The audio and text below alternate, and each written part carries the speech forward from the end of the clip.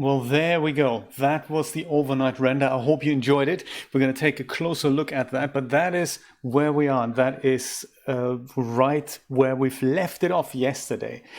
Good afternoon, good evening, and good morning to every single one of you out there watching right now or watching the recording. Thank you so much for chipping in. I really appreciate all your support, and we'll see what we can do today with funky new things that have developed in Blender. So I'm planning to do 3 things today, and hopefully it'll be exciting. So number 1, of course, is that we're going to have an in-depth look at what the overnight render looked like. That's the sequence that we've just seen. So that has all the latest bells and whistles that we put in. It wasn't a high resolution render, but kind of a low resolution, so that it was going to process fast enough, and it looks okay. Just forgot to switch on that denoiser. That's number 1. Number 2, brand new as of today, Blender 2.81, of course. So woohoo, awesome stuff. I haven't had a look at it. I've downloaded it. I've not installed it yet, but I want to do that. If you haven't yet, thank you so much, Joe. I appreciate that. I'm kind of worried about that. There's a spot here somewhere, but I don't think you can see it on the camera. Can you see it? Somewhere here? Yeah, it's just a tiny spot. So thank you. I've been to the hospital today also, just a bit of blood work to check my thyroid levels, see what's going on there. Thank you. I appreciate the comment. So look at the title sequence. Accidentally undenoised. Yes, it was. I just forgot to switch it on. It's one of those things. So look at the title sequence in depth. Install Blender 2.81. Have a look-see. If you haven't already, check out Christina's new video today that explains how to run multiple versions of Blender at the same time. So that's how I'm going to install it. Oh, did I? Thank you so much. Was that in the chat or on the render? I might just re-upload that. It's on my new channel, 3D Shenanigans channel. You can have a look at that. I'll re-upload that. Thanks for letting me know. I just probably like fat finger syndrome there. And then number 3 item on the agenda, number 3 today. Let's have a look at Extreme PBR that I've purchased yesterday, and I had a brief play with it, and let's see if we can work out how to put new materials, better materials on our scene so that we can make it look extra super stunning. Without further ado, let's take a look at my desktop here. So first of all, oh, and also I've got new supporter credits on the right-hand side of the screen there. So that's recent supporters. Notice the space. Can I point there? Does that work? The space right here, exactly. That space right there, and that space is intentionally left free. I'm planning on future episodes to put little transparent animations in there, like dancing mouse that comes in from the side and just goes something like that, or dancing skeleton, or see what we can come up with. But yeah, that's what I'd like to build going forward. Just to let you know. So many plans going into 2020. Let's take a look first at that title sequence. If I could only remember, was it this one here? Yeah, that's got to be the one.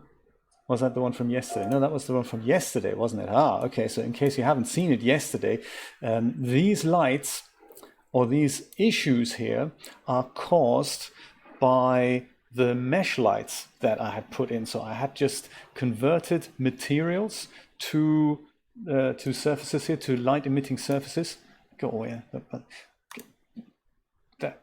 Light emitting surfaces, and that didn't work out so well. So I turned those down again and just made them glow and glimmer, like up here and over here.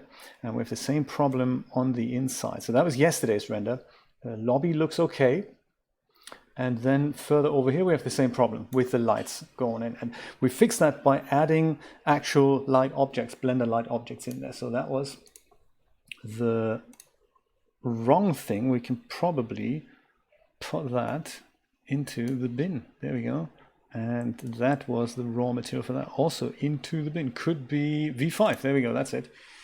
Excellent. That's it. This is the overnight render, so there we go. That problem no longer exists.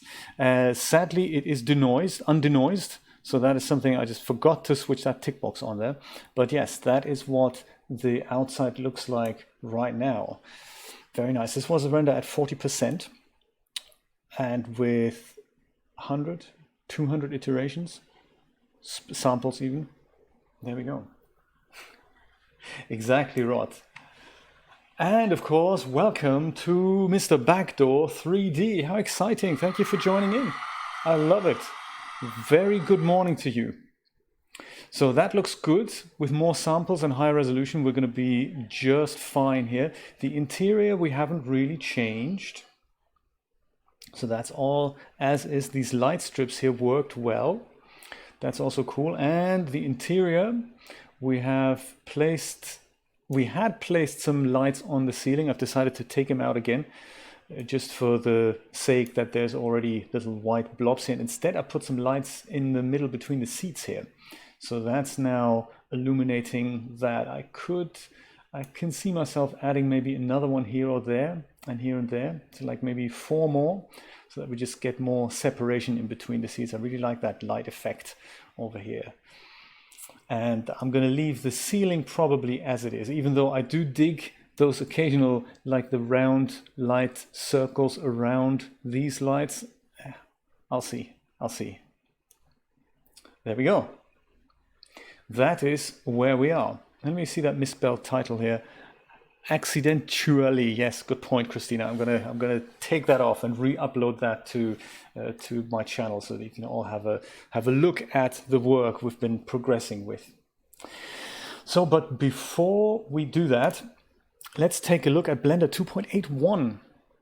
I have downloaded this somewhere in my downloads folder, I guess. Blender 2.81, Windows, woohoo! Let's go and yes, actually, is that what we want to do? Extract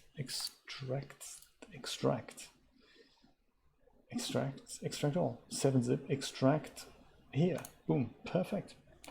This is exciting. I have had a look at Blender 2.81. That must have been 2 months ago. I think at the very early first alpha version. So, you know, it could be, Christina. Let's have a look at that. Oh, is it? Excellent. Thank you for letting me know. That's exciting. Good stuff. We can literally we can run them side by side. Let's do that.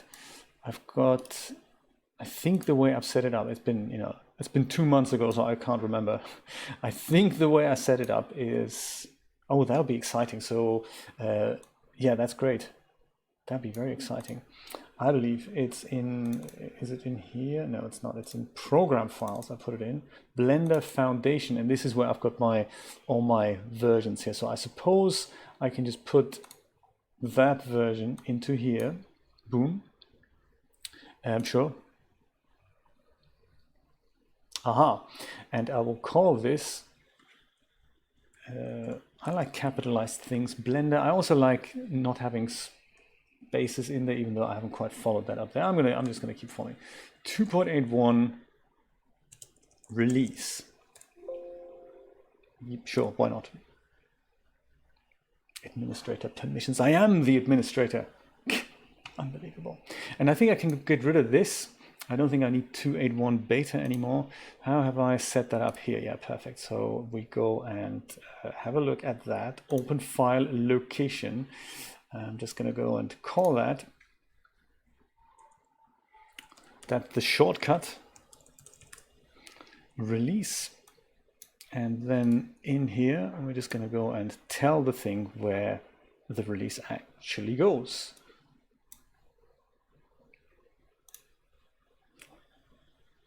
Dreamlab, how you doing? Thank you so much for joining in. We're just going to call that release. Start in, that should all still be fine. And, oh, one more thing. In here, I always forget, Christina, is that here in this folder that I need to create that config folder? Or is that one further down? Is it in 2.81? 2.81, that's it. Worked it out myself. Let's put config in here. Awesome. I am having a particularly good day. Thank you so much for asking. But yes, how are all you fine folks doing? Are you having a good day too? Oh, look, it's gone. Oh, what the? Oh, there we go. That's it. Pin to start. That's it. And don't pin at the bottom. Put it here. And let's see if it starts. Let's see if it's the first time I'm running the release version of 2.81. So hot off the press. Patience. Ah, there we go. New splash screen. Very nice. I flicked through that tutorial. It was very, very nice to read that. By what was the name again? So super shiny. It's got that new Blender smell to it, you know. I think I've got the link here open in another tab. There it is. I've got it. Let's put that. Oh, that's cool. That's an Amazon delivery. Alex Trevino. Let me just go let the guy in. I think it's some kind of audio mixer that's arriving today. It's always good to have. There we go. Right. The junk shop. And it's amazing that if you look at that article, the way he puts this whole thing together, it's not just the modeling that he does from scratch. He does the texturing. He does some things with physics. He does the lighting, and the way he approaches all these super difficult things, including retopology and all that. It's unbelievable. Shortcuts, Blender, industry compatible. Oh no, let's not use that. Blender, left click. Thank you very much. Spacebar for play. That's nice. Nice touch. Yeah, I think I've gone used to the fact that the spacebar doesn't search anymore, so I think I'm going to leave it on play. And Blender Dark or Blender Light? Oh no, that doesn't have the right feel to it, does it? Blender Light. No, let's go with Blender Dark.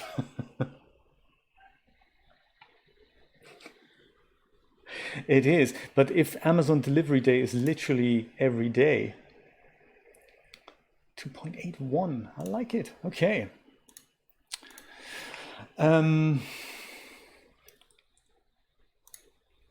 wrong keyboard. There we go. That's that. So, does it still work? Look at that. It works. It works. It works. It's nice. Let's load up my scene in here and see what the denoiser looks like. Open recent. We don't have any recent files yet. No, we don't need to save that. That's cool.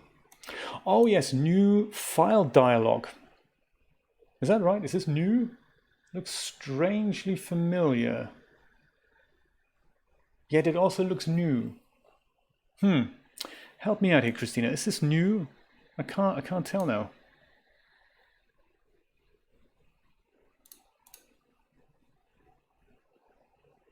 I always like setting up some of my defaults here. Was it, which I can't remember where my Creative Cloud documents are stored now. That's not what that was. What? I like that. That's a good.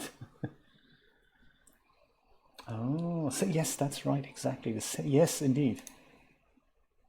Oh, I like it. You see, I didn't see that. Thank you for all these tips, by the way. That really does make my day. I could have sworn there's another hard drive in my computer here, but maybe there isn't. So it could well be that. Oh. Okay, that's the Amazon courier again. Let me just see what he wants. Hello? Hello? Hello, Jay? Yes, that's me. Hey, this is Amazon for delivery. Awesome. How you doing? Hey, man. We are on the fourth floor. Fourth floor.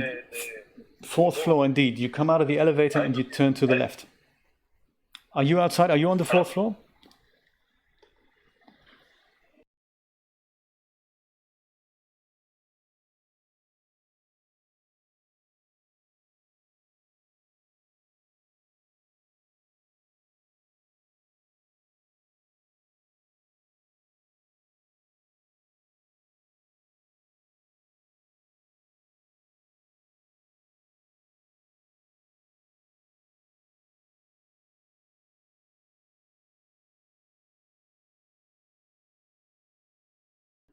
So there we go. Yes, we're all back.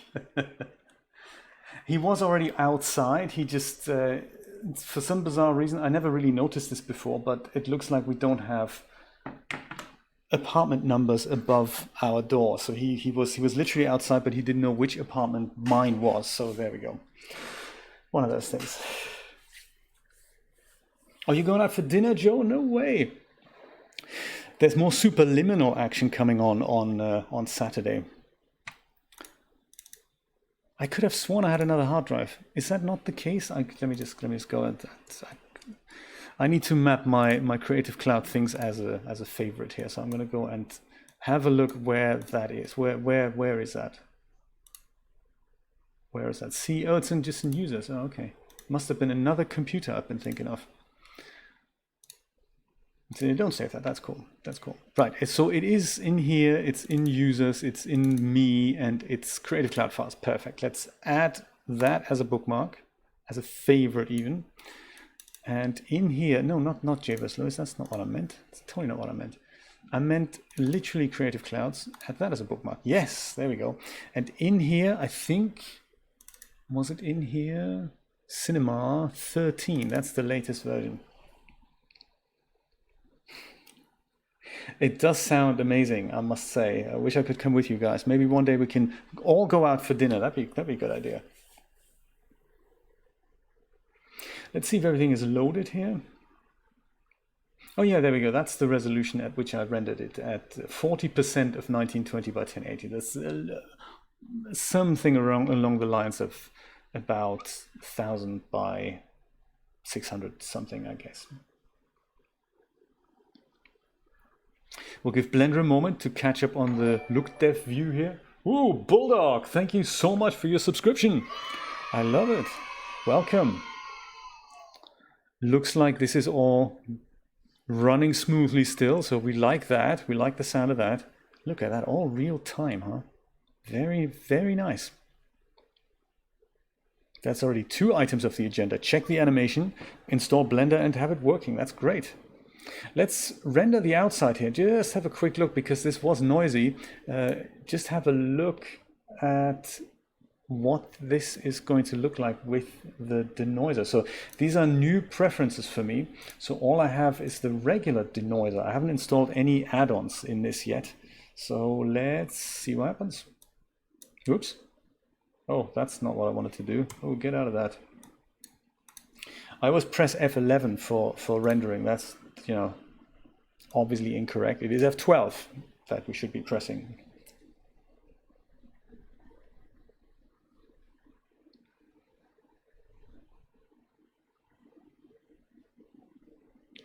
Small render tiles. Oh, I could have done a slightly larger version, I guess. Oh, and the other thing I want to check out are the optics features in here. Yeah, we'll do a larger version in a minute that we can have a closer look at.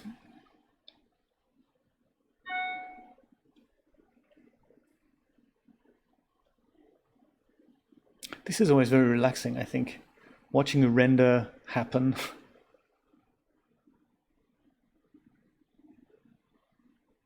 So then, question then, is there a need then for Grant's denoiser in Blender 2.81 anymore, or is that literally Grant's denoiser now? That's the new default.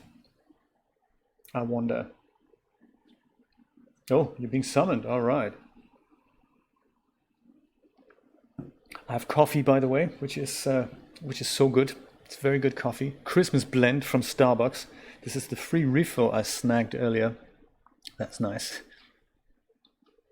Because this looks way better than the previous 2.80 Blender denoiser.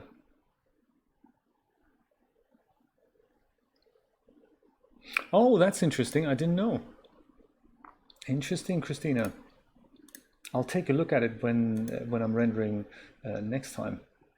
So let's make that bigger here. Let's make that like 65% of that. So we retain the aspect ratio. Let's have a look in system here. Oh yeah, okay, so this is the new default. I guess I was on CPU render. Look at that, it wasn't even a GPU render. So now I literally have a choice. Not all cycles featured are supported yet. Good stuff, okay. Well, let's use optics. This is still enabled here. Good to know.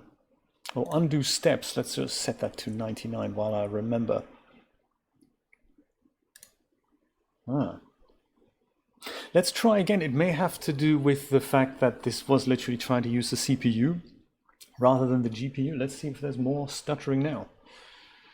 That's now GPU only. And the good thing about the RTX cards, from if I understand this correctly, there is like a separate encoder chip on the card that does stream encoding while it does rendering other stuff. So I don't know if that can be utilized for GPU performance, for like regular GPU performance. But from what I understand is they've made it so that any of the RTX cards has a separate region that does not impact anything you're doing with the card. It's just there for transcoding the stream, should you want to stream. Okay, I can. He's still thinking about it because it's the first time we're using optics features. Let me see if that is. Yeah, look at that. Bit of movement here. I can see that the stream is lagging behind a little bit. It didn't do that before, so I'm going to go and refresh my mixer page here. How's this? No, it's still lagging behind. And it was working so well before. Yeah, I don't think it's Blender's fault. Let's see what happens here.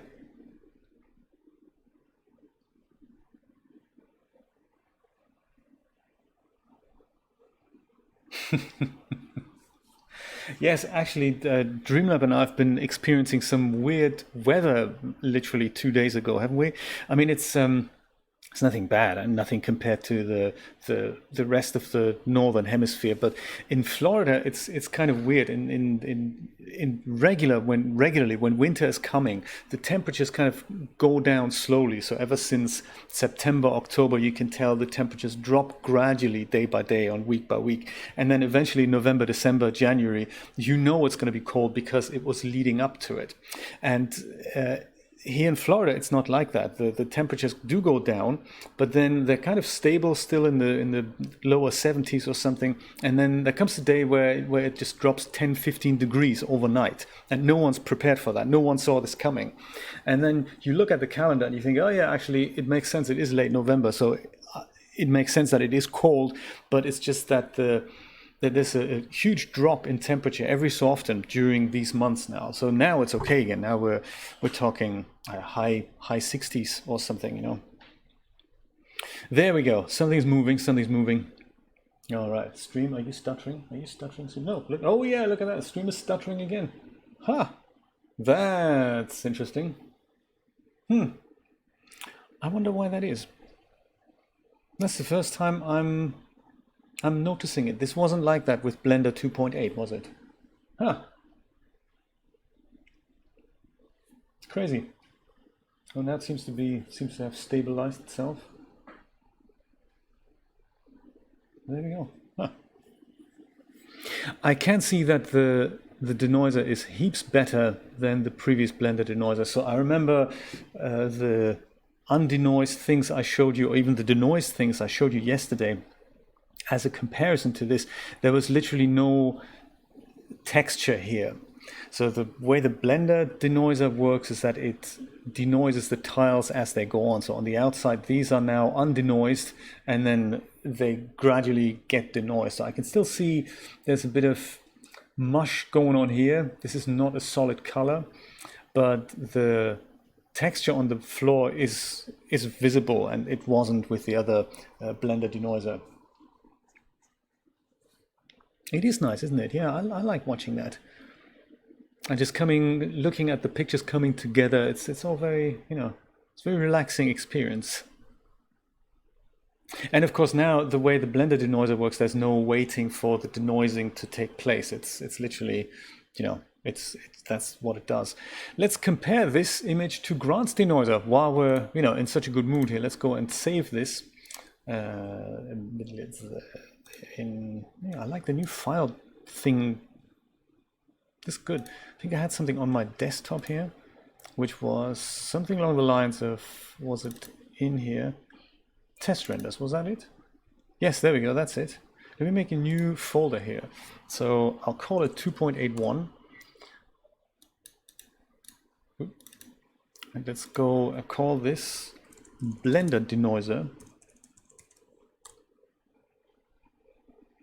I like it. And then we can look at it in Photoshop side by side. Let's go and add Grants Denoiser and edit, preferences, add-ons. I believe I have to install that from my downloads folder, which could also do with a favorite here, I suppose.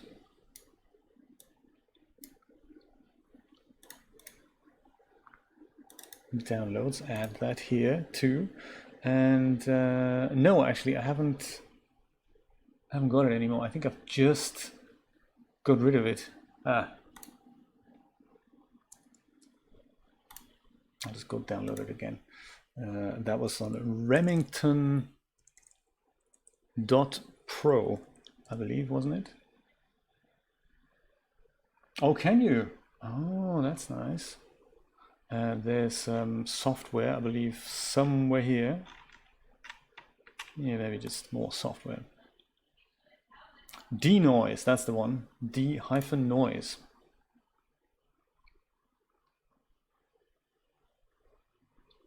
That's another idea. I could do that. That's another idea.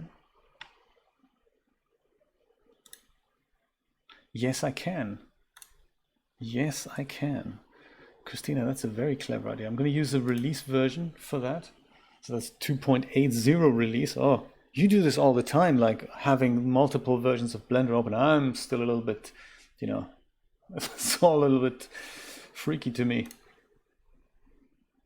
I'm going to make this one just so that we all know which version I'm using at any given time. I'm going to make this one, this is the one with the gray strap at the top. So I'm not going to put this in full screen.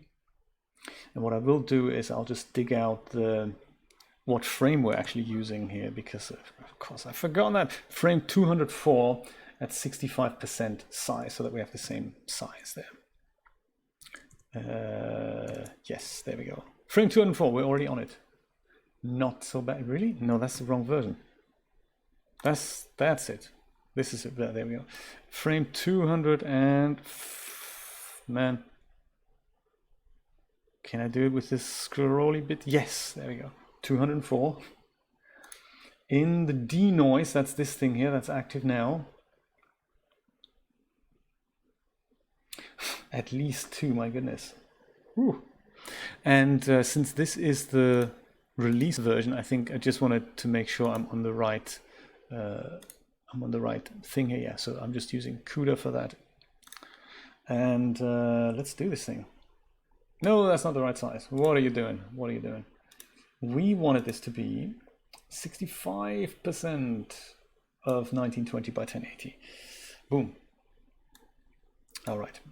Let's watch another relaxing render.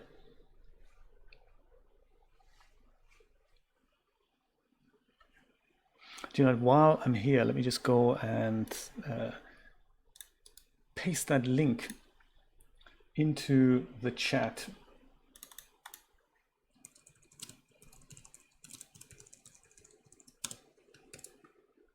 There.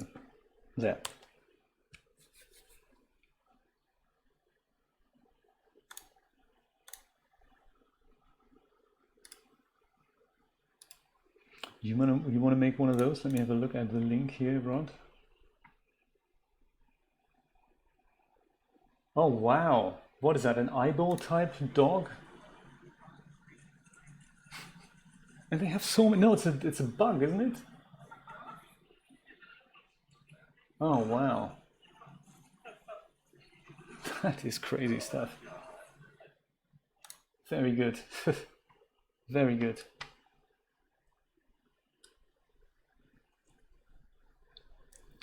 And this one is the rendered version. Oh, there we go, we're already done. Denoiser hasn't kicked in yet, so it takes a little bit of time afterwards to analyze the picture.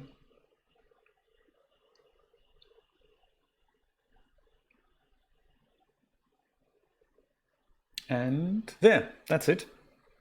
That is now the denoised version. Yeah, it looks identical, really. All right.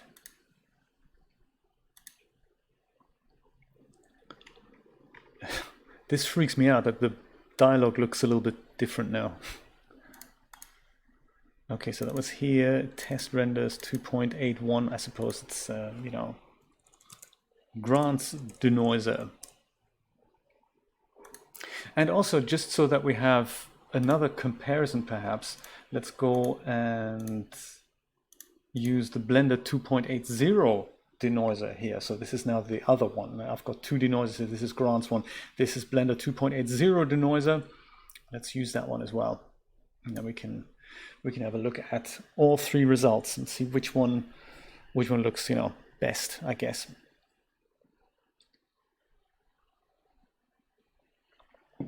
That's true. They don't do that, do they, Rod? Do they find like one of those vacuum cleaners, like the automatic robotic vacuum cleaners? Do they find the charging station when they're running on empty? That'd be kind of interesting to know about. I would imagine. Oh, that's a clever idea. Oh, Christina, that is a very good idea. Let's do that. And then we see the exact differences. Yeah, I like that. I like that.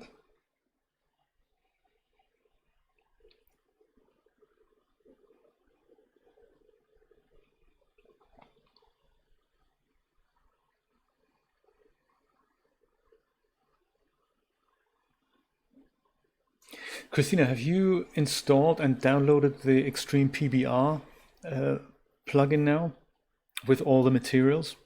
I did give it a small go yesterday, and it looked very impressive the way I can just add materials to any object. That's very cool. The only thing it didn't do, or I didn't know how to do it, was the kind of normal maps and the kind of, you know, the depth maps and all that. That wasn't loading by default, so I may have done something wrong there. Maybe we can work it out together. Yeah, that was a big download, but it's very neatly done. I like that. So yeah, just what I'm looking for. And I was thinking we can use it to literally apply a proper kind of a brick texture on here and a proper kind of plastic texture or whatever where we need it. Glass is okay now, but this is basically just a flat color, and it would look so cool if we could just put proper materials on this. So let's save this, and let's call this one Blender 2.80 denoiser. All right. Yes, Photoshop is open here somewhere. There we go. That's perfect. We don't need to save that. That we can save. There we go. That's how I did the straps for the sides and for the bottom. So let's go and open all these three renders. In fact, we could probably load them in a stack.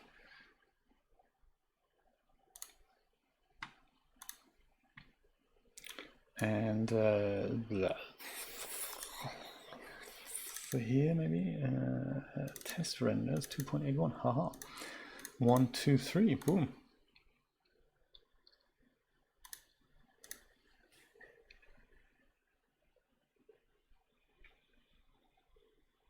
Do you know, yes, my mom said that, Joe. She was saying, I said to her, hey, this what I'm going to be doing in the 3D streams is looking at this title sequence and rendering it in cycles and make sure the shadows are properly set and all that. And she goes, well, there's nothing wrong with it as it is. And I said, yeah, that's true, but we also haven't seen the comparison yet. So as a cartoony thing, it'll look fine, and I may just use it exactly as it is. But it would be a nice little exercise to use other materials and just see what we can come up with. So, you know, it's one of those things. Bye, Steve. Thank you so much for dropping by, and we'll see you later. So the top layer, you said we're going to use difference. You know, they all look good. Look at that. That's actually very good color dodge. But difference is here. There we go. No difference. Okay.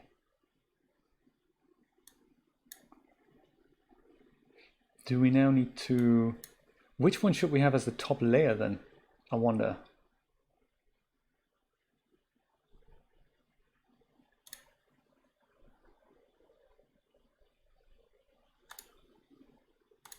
Because I was just going to go switch between them, Blender Denoiser versus the 2.8 Denoiser, and see if we can actually see any difference here. Whoops.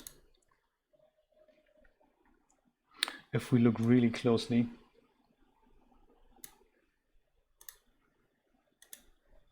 Is there any difference?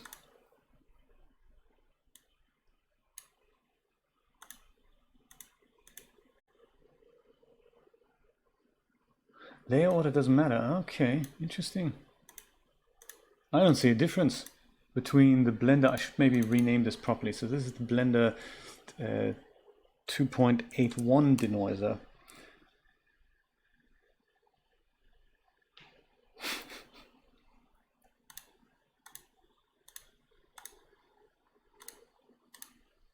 There's no difference between these. So Grant's Denoiser, there is a huge difference. So there's the sharpness difference here between that and there. So it looks like those two are actually exactly the same.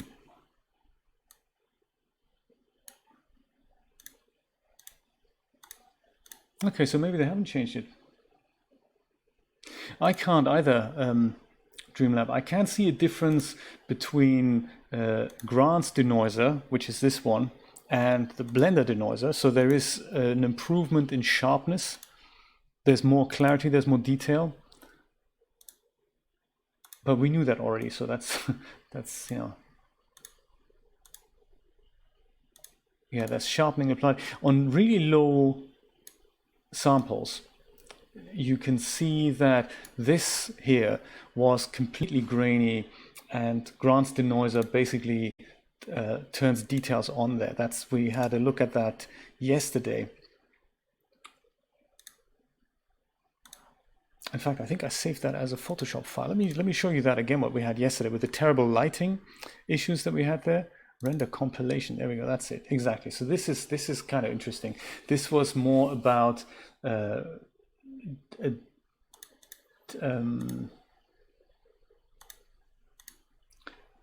we go. This is with 100 iterations. So this is very noticeable how the denoiser works there. This was the Blender denoiser, and this was Grant's denoiser. So because there was such few iterations, there was a lot of things we could discover here. I don't have an undenoised version here.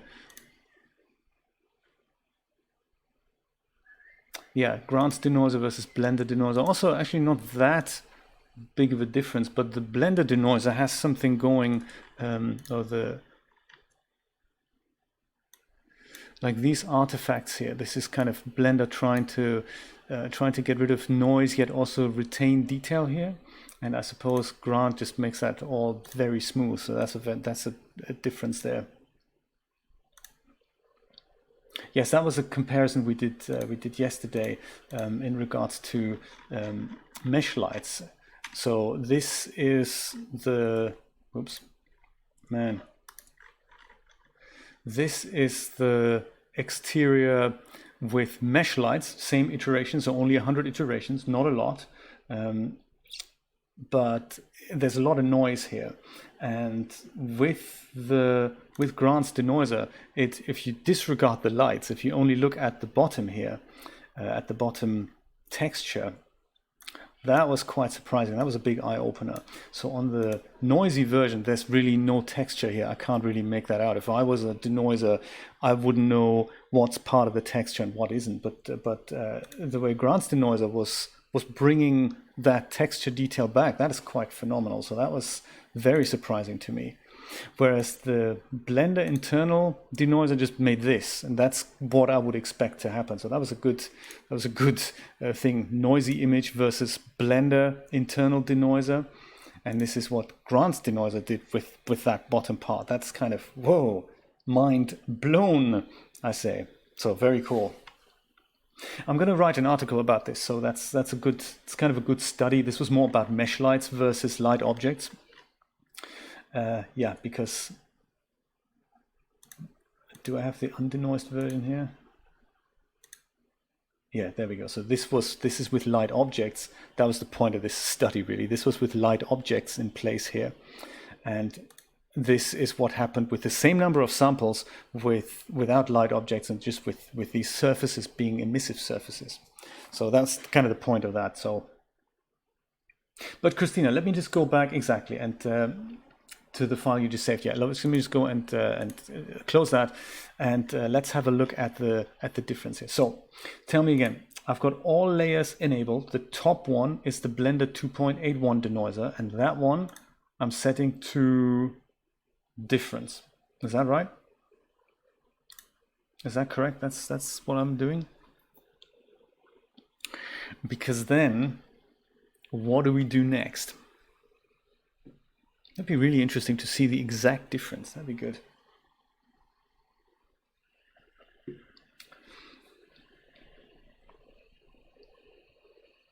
Okay, we only see black indeed, yes.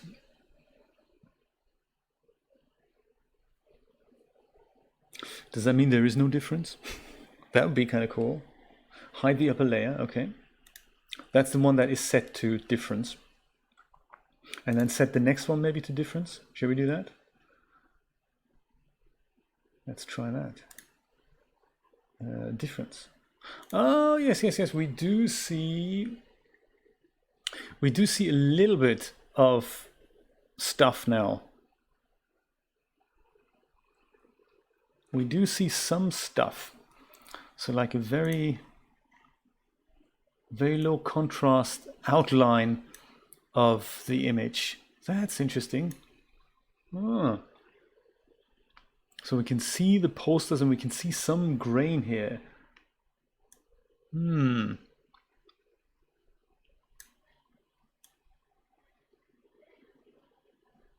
does look creepy.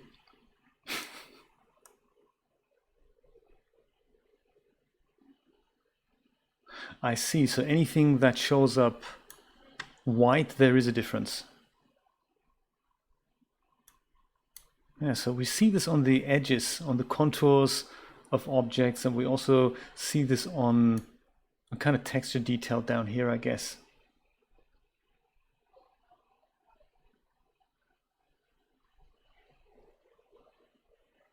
Reverse, okay, on this layer, like so. Ooh. Maybe that's not what you meant. Maybe it is, I don't know. It is definitely showing up here.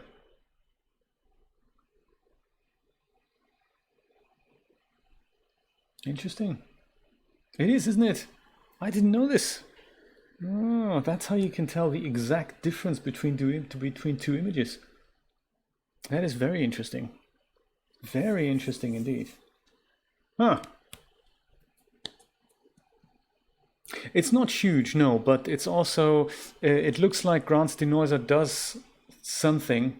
If I go and set that blend mode back to normal, Grant's denoiser does something better than the Blender denoiser. So I do see more sharpness in the image. It's very difficult to see without that zoomed in and on the stream, of course. But if I look at this area, this is Grant's denoiser and this is what the Blender denoiser did. So there is more sharpness, and I feel there's more, you know, just more visible stuff, I guess.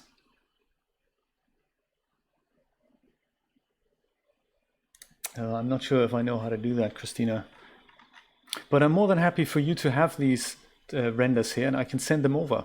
And yeah, I'll send them to you on Discord, and you can play around with them. Let's have a look at materials next. That's something I'm really interested in. This is, you know, this is all good stuff. I say, good stuff.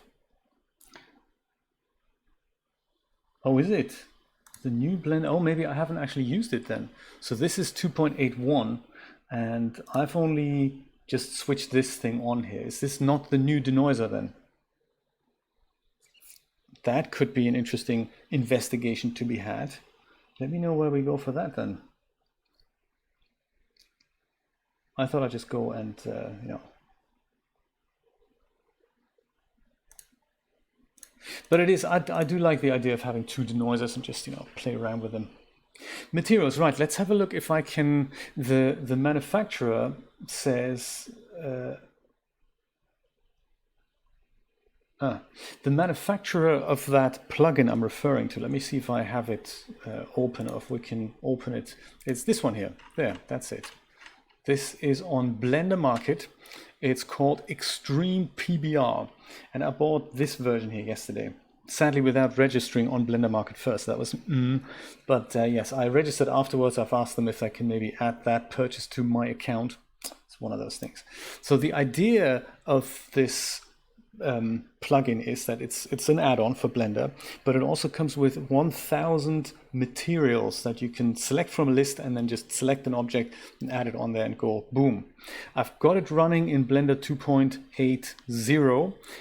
The author says it is 2.81 is kind of not really that supported, but while we're here, let's just try it out, shall we? Let's see if I can make it work and show you how I installed it. I believe I just went here, and I think, did I go into here? See, I've already forgotten. That's not good, is it? It's in documents, there we go. I put that into here, and that's just the user library. Now, where did I put that actual plugin that I had to install? Have I not? Did I not put that in here? I thought that was still in downloads. Maybe it's in my trash somewhere. Yes, let's have a look at the at trash. I don't think I've deleted the trash just yet. He says. No, he hasn't. Good stuff. What's in my trash? There's a lot of pictures. If I only knew what it was. Anything with Extreme? No. Anything with PBR? No. Any zip files? Well, that would indicate it's still here somewhere. So, man. Blender, Windows, that. Oh, I put it on the desktop, didn't I? Did I put it on the Extreme PBR? Yes! Woohoo! Awesome! I found it! That is very good. Awesome. So it's on the desktop. That's that. That is which version of Blender are we running now? This has got to be 2.80. Let me just close that down for now.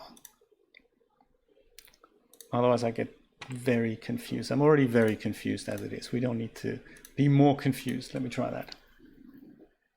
I have this. I've set up the libraries indeed. The only thing I haven't done yet is install the actual plugin in 2.80.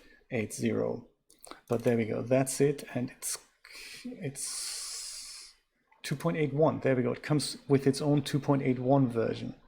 That's 2.8. That's 2.81. Okay. Install add-on. Thinks about it for a second, and with it we need to map these two libraries. So those are these huge things. One is I'm glad to hear it, Rod. The first thing is the large folder, which I put in my documents here under Extreme PBR. I think that's it. I'll just go and do that. And the next thing, the user library, that's the one, that's also my documents, and that is this thing here. Accept. Perfect. I think that should be it. Autosave preferences is enabled. I like it. And I'll start with a brand new file here. Ooh. Different types of new files. Oh, that's interesting. Never noticed that before. Let's not say, let's save stuff. That's good. Let's save stuff. Stuff also, yes, I do that, Dreamlab. I do that. It's I'm really bad at that.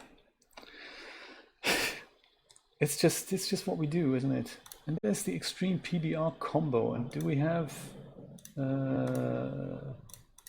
it looks like there should be things showing up in here. I may have to restart Blender for that. Let me try. It's either that or I've mapped the folders wrong. Both things are possible. Good thing we have it working in 2.80. That's kind of good. Extreme PBR, yeah, that's not, it's just not showing up here. So I think maybe, have I not mapped the things correctly? It's possible. User library, it should be that. User library. I thought it was that.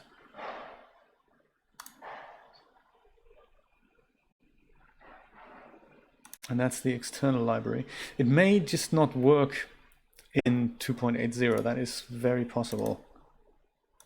That is that.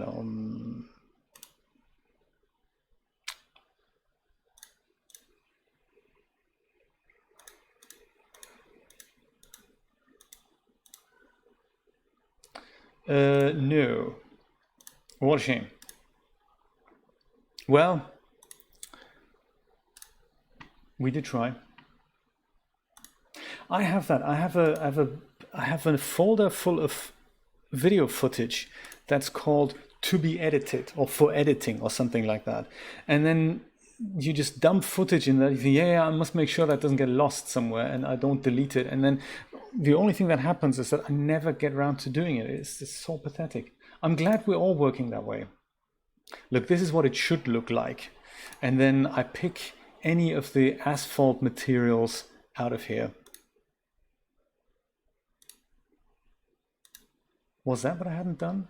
Didn't I pick a category? That could be possible. Let's try this one more time in 2.81. Come on.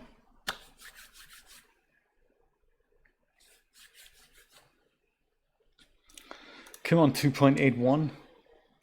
Work with us here. Category. Yeah, okay, there's no categories. Yeah, I get it. I get it. Not where I can like. Let's forget 2.81. Let's go 2.8. And let me show you how this works. So this is kind of nice. Let me go and perhaps get rid of the cube and make a sphere here, like a UV sphere with perhaps you know, just more divisions here. Shall we say 100 and 100? That's cool. And on top of that, I say let's go and add. Let's move it up and also add a subdivision surface modifier to it. If I can remember how to do that. Like that, indeed. So it all looks really smooth. We're in loop depth. That's cool. So with the object selected, you pick a category, anything like ice, marble, whatever, concrete, and then pick a type of texture, like maybe this, and then you say add new, and we give Blender perhaps a moment, and then we have the material on there. Not a very exciting material, but nevertheless, if we go maybe back to bricks and turn that into a wall. It's not something I've... Oh, is it? That's interesting, Steve. Maybe I will have to have a look at how the libraries are set up here. Did you use, just out of interest, Steve, did you use the same plugin or did you use a different 2.81 version of the plugin? Because that may have also helped that I just used the 2.80 add-on for 2.81. I used the specific 2.81 plugin there. Let me know if you have any experience with this, because if I now want to add this material on it, I just click add new, and it doesn't quite show up because the other material is still on here. So I go and remove that, and then we have my bricks here. So that's kind of cool. The only thing that I'm missing here is that the kind of depth maps and the normal maps are not quite recognized. So on the preview, I can see that this does actually have the proper maps attached, but nothing of that caliber is showing up in my preview here. Let me know if you have any experience with that, Steve, and then we'll have a look at that. I'm going to go and create a plane on the bottom here so that we have a bit of a floor going, and then I'll have a look through my camera.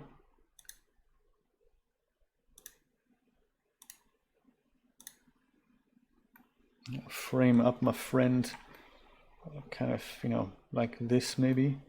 And then we'll go give it a bit of light as well.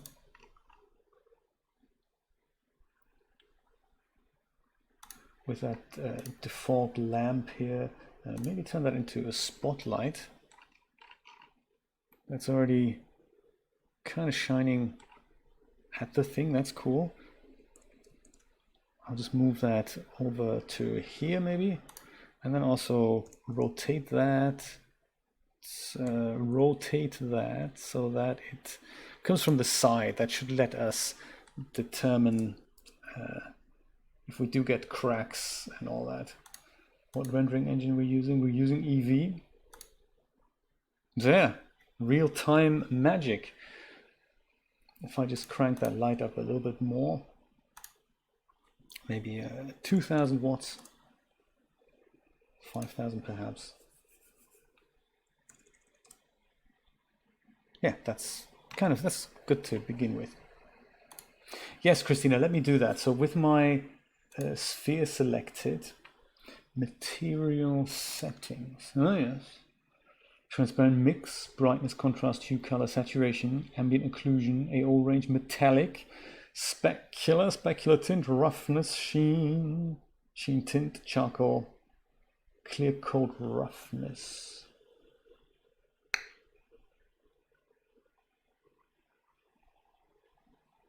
But I don't see any, you know, what's it called? Like, I don't even know what these things are called. Depth maps, is that a good overall description for that? I wonder.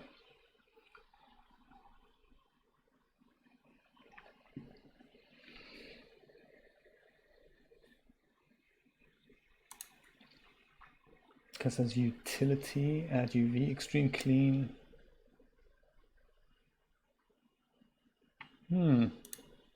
Maybe it's the material itself. Could be, which if we can just use a different material. There's a replace menu. Let's have this one here.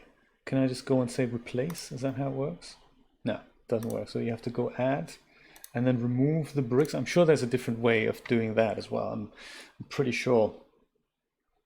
Let me go zoom in on this guy a little bit with the camera actually, so we can go, yeah, like so. I like that. That could be, and it could also, maybe it's Eevee. That's possible. That's a very good point. Let's go and see if we can.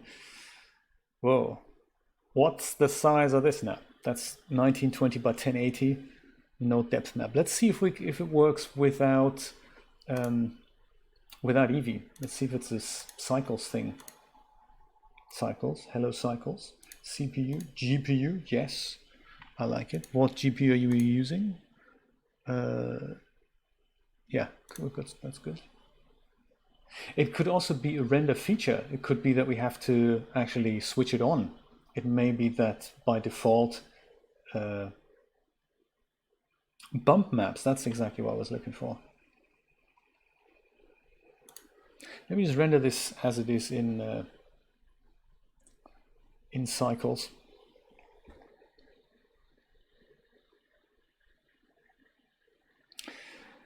No depth maps for you.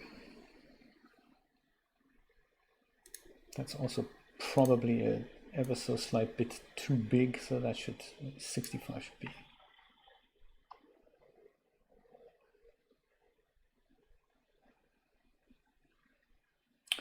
The material editor. Oh, hang on, let me just catch up on the chat here a little bit.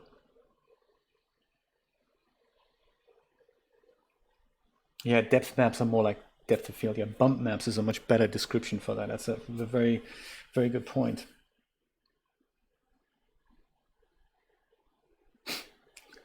Or displacement, yeah.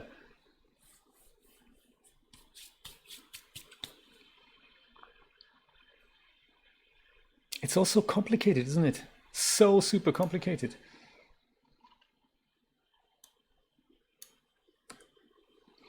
So, my friends, let's have a look at this shader here.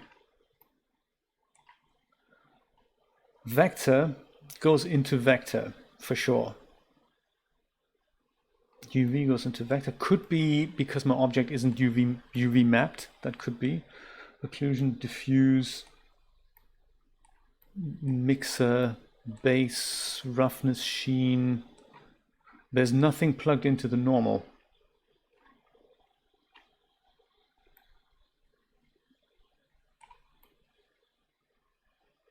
That could be the problem. Or the tangent. So those are, I suppose, the things that would show up some kind of deformation here.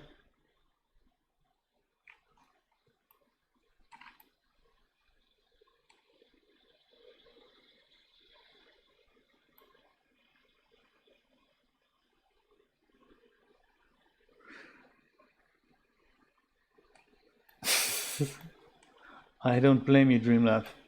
So normally what I would do to set this up, it absolutely, Dreamlab, that's exactly right. It doesn't look right because what I would do if I were to create this from a regular image texture is I would probably put like a kind of a bump or displacement or normal, one of these things here, I guess maybe like a bump vector. And the height of that would then get something from, it's not a bump map, I don't think, it's something else. Is it displacement, is it normal? I've forgotten. There's something on our website I should study. There's something you put in front of it, like a vector thing, that takes essentially the texture in it, like with a yellow input, and then that output is purple, and that then goes into here, and that makes the cracks show up. It's like, you know, in layman's terms.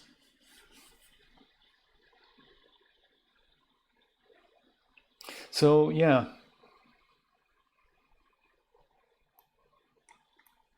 But the point of this plugin, I thought, was we just pick something and it has it all set up already. I thought that was, you know, that was the idea I was kind of buying into. Let's see if any of the others have it, like a fabric. Look, all the previews have it. So there's something not happening here, like this woolly hat thing here. Let's do that. Woolly hat thing also doesn't have it. Is it a render feature that needs to be switched on as such? Like, you know, depth of field, that needs to be switched on.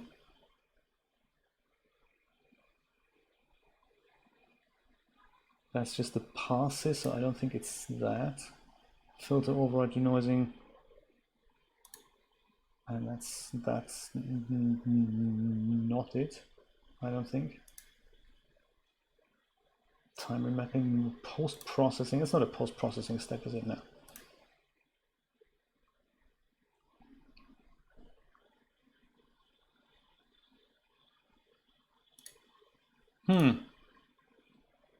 Path tracing. It doesn't look like something you switch on and off, which is, you know, a bit of a shame.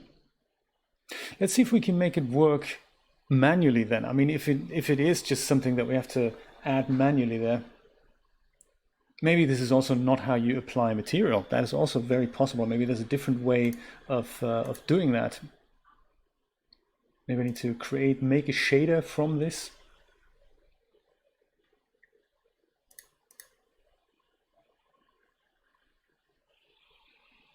Auto UV map, maybe that helps.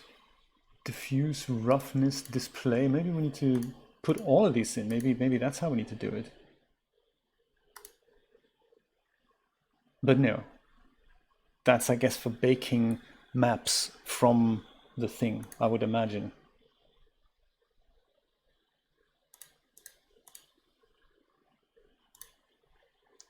Any of the other things? Ah, there we go. Look at that. Do you see that? Did you see that? Now we have it.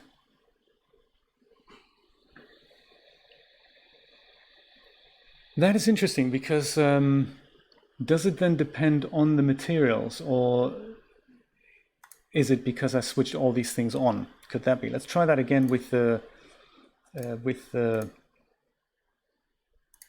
bricks that I had earlier. Maybe that was literally the thing. Let's have some of these bricks, some of them bricks. Aha, okay. And another piece of the puzzle falls into place.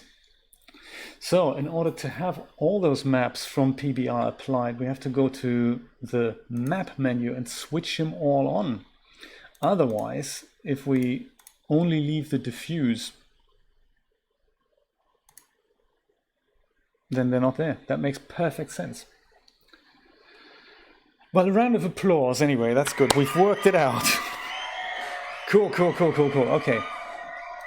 Another piece of the puzzle falls into place, and then just does replace. Yes, replace does that. Ooh, this is exciting. Let's have one more go at making this smaller. So I don't know if that's a plugin thing or if we have to go into the shader for that. If this is like, if that brick texture is too big or too small for me. Sure, yes, we'll do that. So displacement off and just normal, okay? And then just go boom and it goes, ah. Wah, wah, wah, wah, wah, wah, wah. Let's try the other way around. Ah, interesting. That brings back memories. So now on shading, yes, we have a ton more nodes down here. No, we don't. How interesting.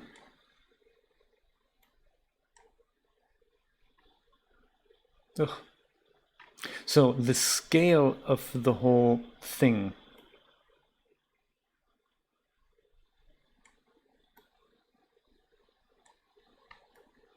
Could that be here? Just, you know, in all directions, let's say 0.5. That does the opposite of what you expect. That's quite often the case with Blender. That, yeah, there we go. Okay, so it's just scale then. Okay.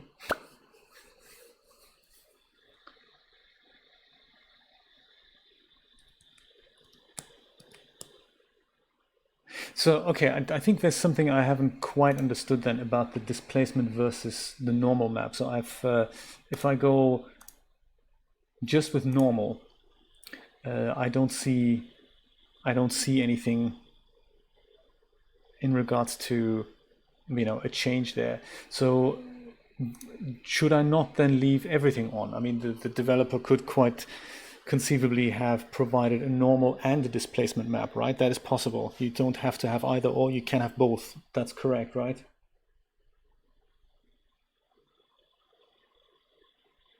Right, indeed. Yes, that is correct.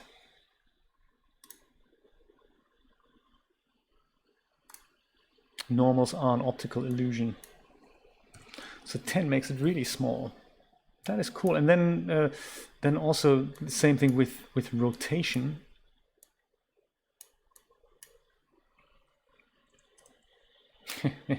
Yes, let's leave that untouched.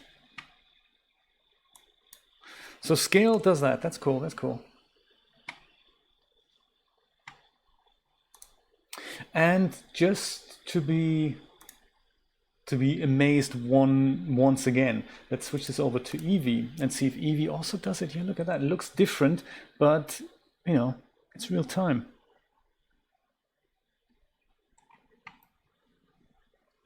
It almost looks like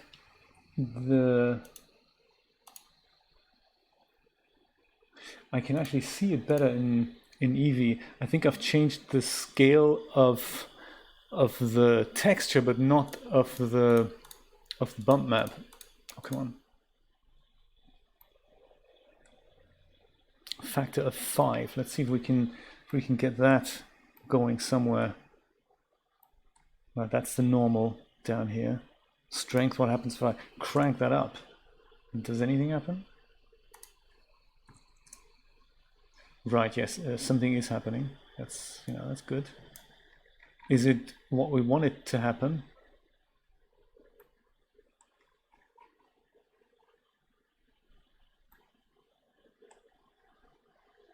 Yeah, this is the effect of your normal now, isn't it, Christina?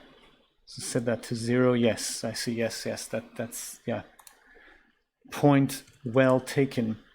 That's the normal. Fine surface detail, optical illusion, can't see those things, changing the geometry on the side, but the displacement does change the outside there. So how do they do the displacement then? And where's the factor for that?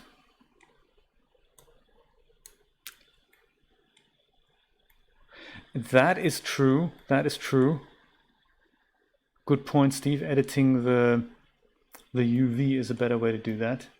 It's another thing I don't really know how to do, of course. I thought, you know, it's click a button and be happy, but that's not how it works, is it? It's never how it works.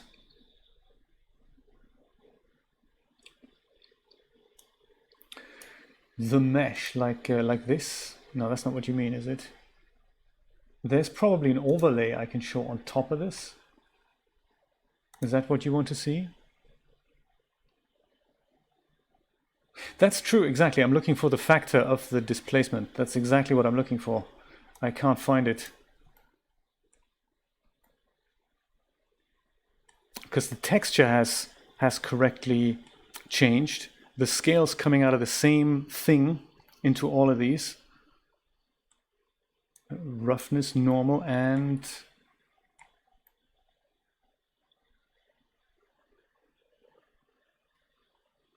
if that is in fact correct, but I don't see where the factor for, so because the only thing I can see, whoops, sorry, the only thing I can see is the normal being plugged in, but I can't see where they're actually doing the displacement.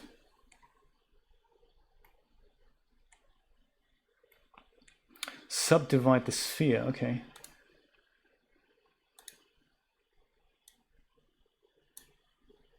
Yes, it looks like this displacement, just before we do that, that with a value of, was it 0.5 that was originally on there? Or maybe it was 1, it probably was 1. This is the displacement that's correct, I think.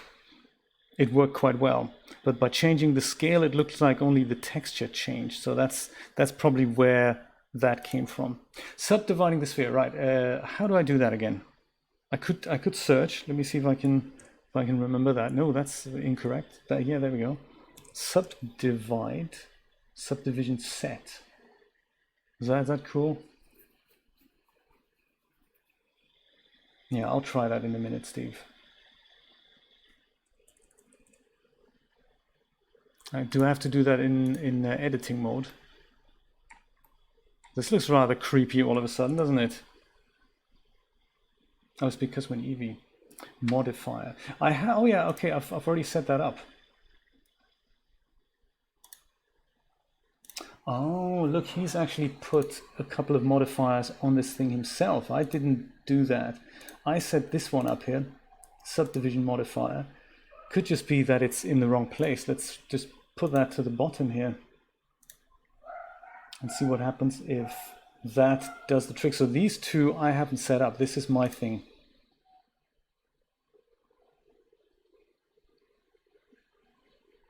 That's interesting. Oh, hello Brian, how you doing? Good to see you. This, Brian, is a new Blender add-on I'm trying out, which is called Extreme PBR. And the other, and the idea of that is that I can hopefully just pick some funky materials and put them onto my scene. That's the idea.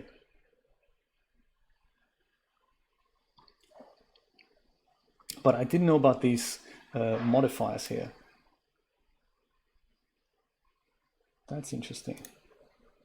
So what are these modifiers anyway? This is a what modifier? Seasoned Blender veterans, of course, know what these tiny icons mean, but people like me who've never seen it, they would appreciate a hover, and this is a Schlons modifier. No, we don't really have that in Blender, do we? You gotta know it or you're out. That's how it works. You've either written the program or you can't use it. Sometimes that's how it feels to me.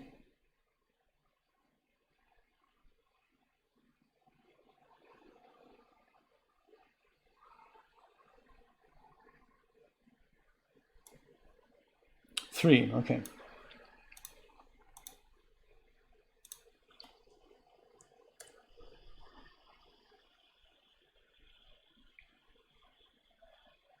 It's working on it. It's working on it. There we go. I think in order to see the effect, I think we should maybe go and first of all turn the normal map down at just a tad. I mean, I've just done that to emphasize the point here. I think 100 is maybe a little bit much. But then also, so the kind of puzzle we're trying to figure out right now is how to make this thing, how to make the texture on it slightly smaller while retaining the displacement. So the displacement is currently correct. And we found in the extreme PBR mapping, we found the scale value. If I set that to 5, then the texture changes, but it looks like the displacement doesn't change accordingly. Marcos, how are you doing? Wrong button, I'm sorry. What I meant to say was, there we go. So, but now that we know that potentially the displacement is actually generated by, is it actually generated by these things here? It's actually generated by the modifiers. It now makes sense why scaling them in the shader doesn't work. So they have to be, I guess they have to be scaled on the modifier front somehow. If I switch those off, displacement goes away. So then, I don't know what these modifiers are. This is a new icon for subdivision surface modifier. But what are these things here? I don't know. Modifier name is just name, but what I don't get it. The name modifier name makes no sense to me. So it's got to be one of them. Has got to be, oh, this is a smoothing modifier, right? Okay, and this has got to be the displacement modifier, right? Oh, thank you, Dreamlab. I will look into that. Excellent. Strength mid-level, but there's no scaling here. How would we apply scaling to that then?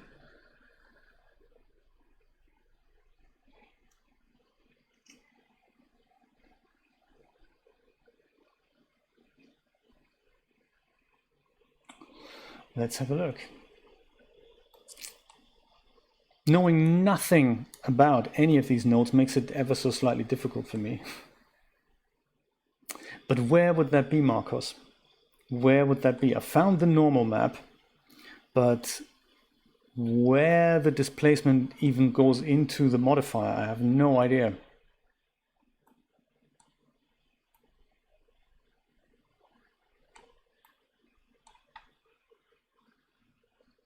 Occlusion, mixer, saturation, contrast.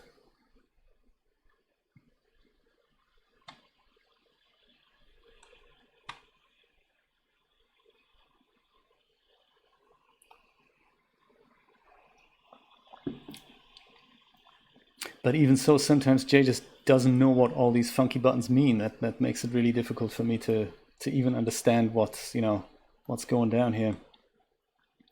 So I take it this is something that's probably possible, but perhaps not for me and not tonight. That's kind of the message I'm getting from Blender there. In the add-ons panel, what's in the add-ons panel?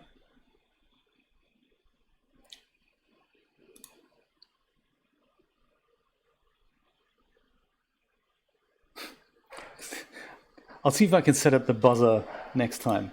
Do you know, if there is actually a way to do it, there's a way that there's this thing called IFT with triple T's, I think. That's if this, then that.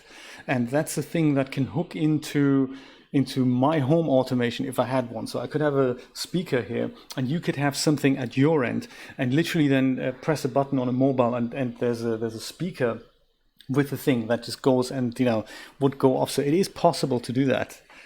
Maybe we'll set that up. I know what he wrote. I just don't know what it means. I wish I knew what it means. I just can't. I don't know what it means. I'm so sorry. Anyway, maybe I will try this. Another time. And I'll see what happens if I go bring back my scene and see if I can apply some of the materials on my scene, see what that looks like.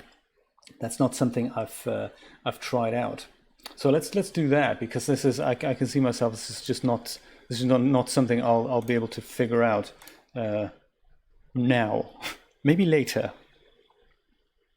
So yeah, so one portion of where I'd like to use this is here, the outside of the theater, and some of the other materials like the carpet looks a bit funky to me. We don't have to replace everything, but this is a great example of why I'm not sure why these materials, they used to be better, so I've set them up to look better. They already don't look good anymore, so that's fishy. If anything, that's fishy. Let's go and restart Blender immediately before we even, you know, get into trouble there.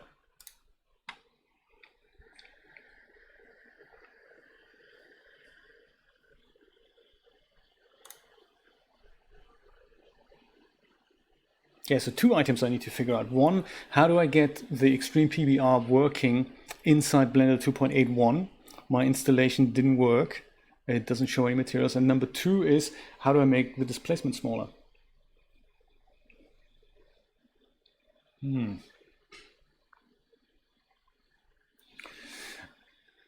That's interesting. Look, I mean, this is certainly not how I left the file, right? This is bizarre. Why does this look not cool anymore? That is weird. Look at the texture. This is not what my material looked like.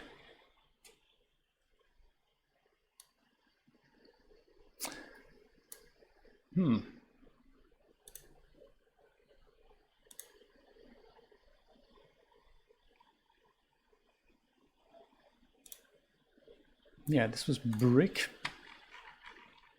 And didn't I deliberately say, oh, look at that. Undefined, huh? Oh, that's a bigger issue. Maybe a broke Blender, can you imagine? That wouldn't be good. Let me bring in an older file, like maybe from 10. I mean, this material on the front there, that was never changed. So I wonder why it looks different now.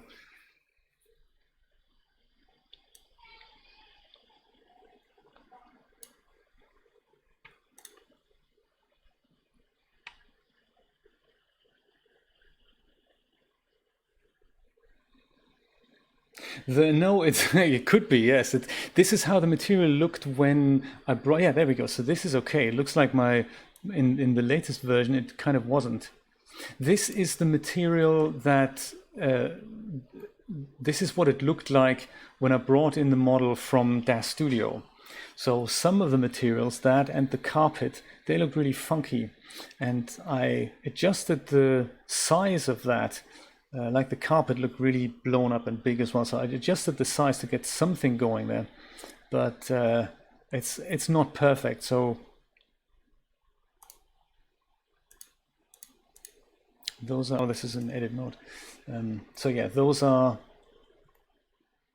interesting bits. So I wonder then if I go and select that material, brick tan wall, that's the one. And now if I go and wanted to bring one of those things in, like a brick wall, let's stay with bricks. Any of these will do, I guess. Under map kit, make sure everything is selected here. Oh, I see, now it's the replace menu. I see, it's a replace. That's interesting, so I don't need to replace on all objects. Yes, let's do that. But it doesn't work. What a shame. Do I need to say add new first? Add new. Something's happened, not anything visible. Brick tan, indeed. And go replace. And then maybe add, I don't know, like that. No, actually, that screwed up the, oh, look at that, it screwed up the theater thing. That's interesting. That is a cool effect too, though. And it screwed up the lights here. I mean, it does add some artisticness to it. It's also the booth at the front looks funkier than it did before. Yes. And the lights. Oh yeah. But sadly, the one thing I didn't want to change hasn't actually changed. That's a shame, isn't it?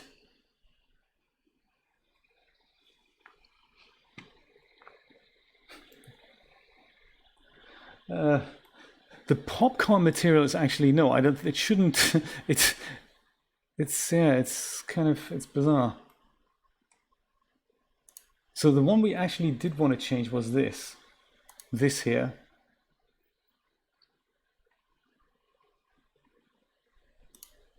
Stone. How does it? I don't know how the thing replaces materials either. If we already have materials. If I go add new, does that do it? No, it just keeps screwing things up. That's not good. Also, it keeps adding the same material in here. That's not good. Let's go remove a few of these. Yeah, so perhaps it's not actually as suitable for the task as I thought. Probably it's just because it makes PBR materials very differently to how I thought it makes them. So my assumption was that it would literally just put a material on another material. I did not know that it also applied modifiers, because that makes it really difficult for me to understand, because I didn't know that that's how materials are created. So good thing they have a refund policy. I might play with this more, but yeah, so far this hasn't done what I wanted it to do. That's a shame. That's a shame. So yes, that is a shame. Well, I'm going to play around with this, and it's food for thought. But right now, I just don't know where else to proceed with this. I may have some news on this tomorrow if I do work it out after thoroughly reading documentation and watching many YouTube video. I may be back at 5 p.m. Eastern Standard Time for more Schnick Schnack and 3D shenanigans. Thank you so much for joining me, and thank you for all the wonderful tips. I will reread them thoroughly. Sometimes it takes hours for my brain to kind of, click. Yeah, it's one of those things. Sometimes it comes to me in the shower. So yes, thanks for joining in. I'll be back tomorrow. This is the overnight render once again. Let's have a look at that. This is what my computers have rendered overnight. I might kick it off again with a higher resolution. So far, I'm pretty happy with it. Take care, my friends. See you tomorrow. Bye-bye.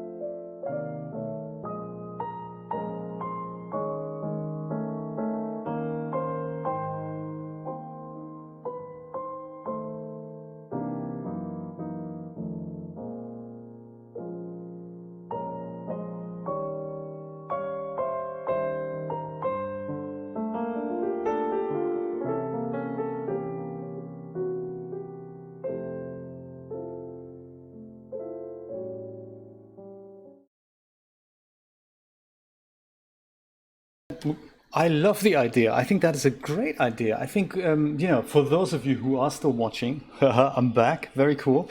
Let's make it happen. That is a great idea. I don't know what happened to the materials, but why don't we do that?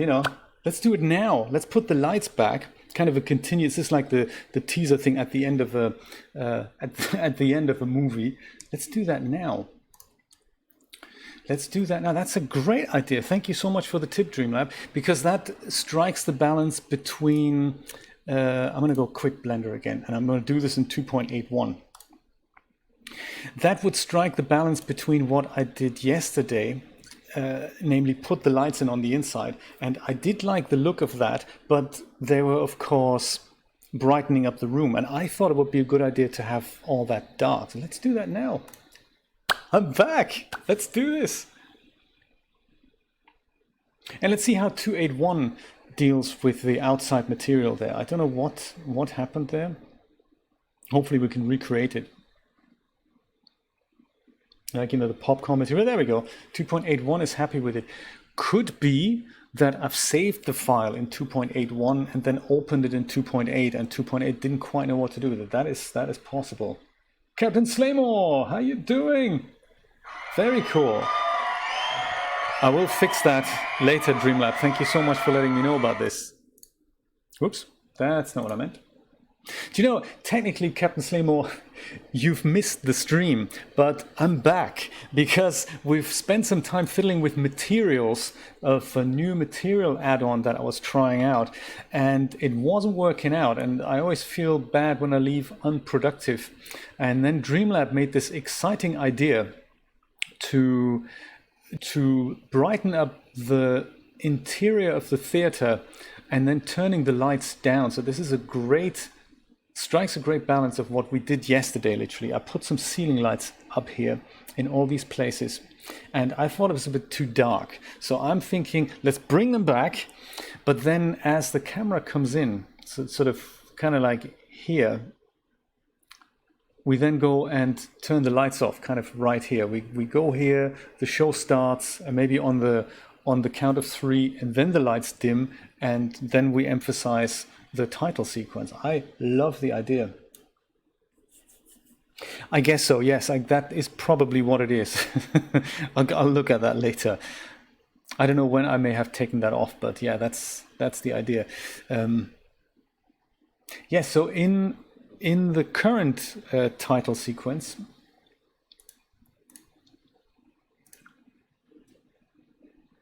is this it? That's version 4. Where's version 5? This one here? Yeah, this one we don't need anymore. Let's put that there. This is version 5. Cool. Yeah. This is what it looks like right now. Oh, Captain, this is for you. Special presentation. There you go.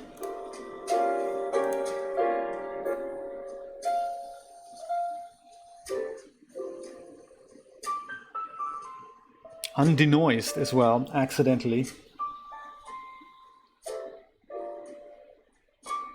So that's already pretty dark, but we make it brighter as the camera goes in, and then we make it as dark as this. So I like that.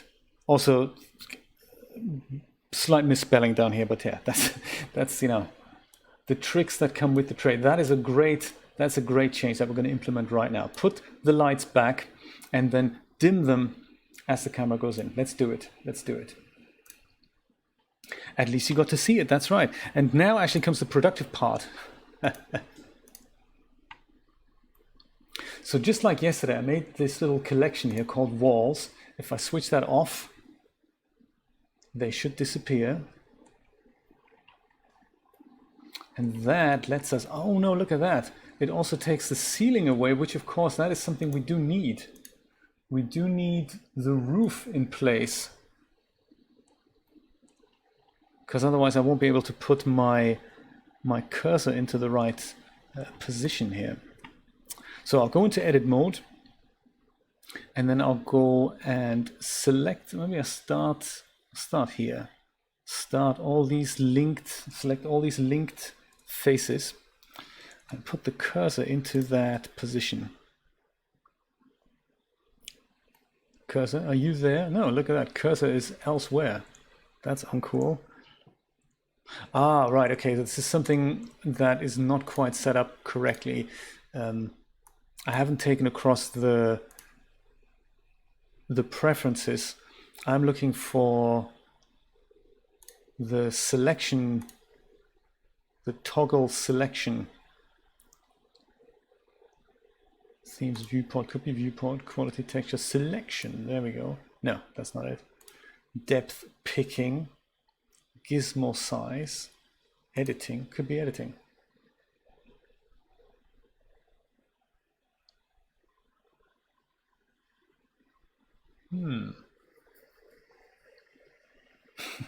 It does, doesn't it?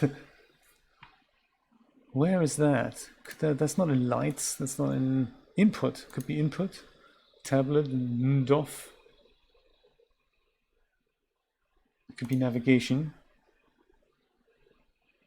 gravity, camera pick. It had something to do with this, with the selection. Select all toggles. That's the spirit. So now I can go press A, nothing is selected, press A again, everything is selected. So I have a feeling there was something else selected and the cursor's parked in between all these things. So let's go and L that, Shift S, cursor to selected. Yes, very good. Good. So tab out of here, make sure the lights collection is selected. Add light, point light. Perfect. Perfect point light.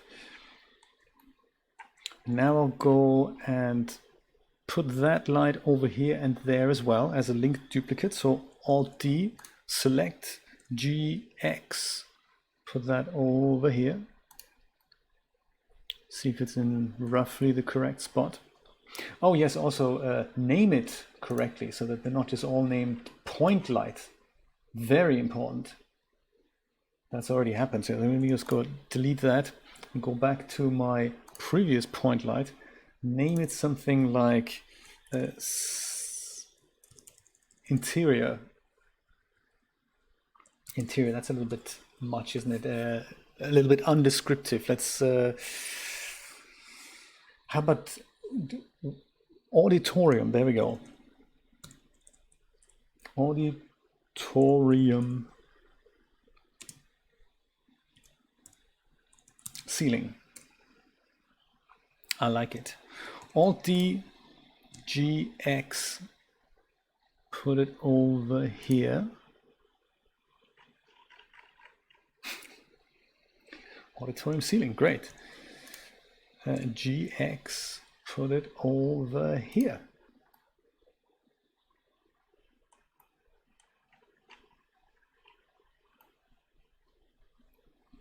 So it looks like we have 1, 2, 3, 4 rows of that. Let's go and select all of these. Oh yeah, we had this other thing yesterday, didn't we, about does Shift Select? Yes, Shift Select works in 2.81. It selects everything in between. So from here, Shift Select to there, it does actually select all these things. Ah, very good. We didn't have that in 2.80. That's a good new feature. I like that. So from here to there, Alt D, select, and that's now the Y direction. So G, Y, Canada to here. Alt D, G, Y, put all those things kind of here.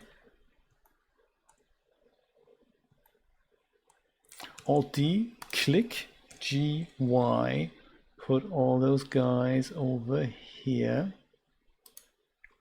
Alt D, G, Y. We're probably not going to see those here, but hey, that's okay. Yes, let's get the ladder out. I think that's a good idea. So now that I've got so many of these, let me go and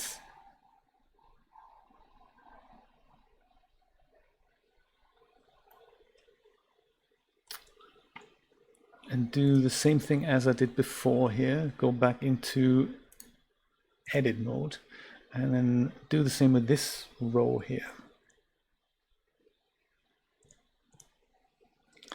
Select the linked faces Shift S cursor to selected, get out of edit mode, Shift A, put a little point light here,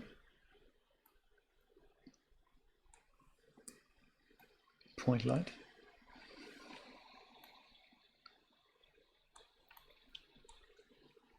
Make sure to name the point light something meaningful.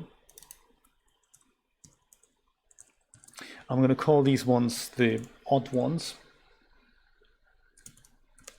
Odd ceiling, so that's nice and descriptive. Alt D, select, and now we go, I guess, to this guy here. GY, whoops, GX over here.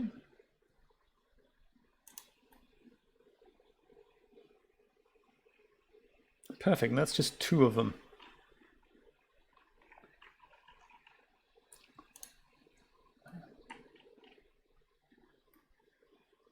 So with both of these selected, Alt D, X, G, Y, and put them somewhere here. Did I really get both of them? No, I don't think I did. Ah, that's not cool. You go back, back. There, that's it. You and the other guy.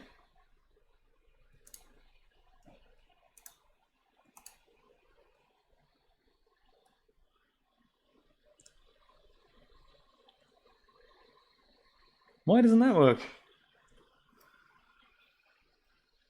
How interesting.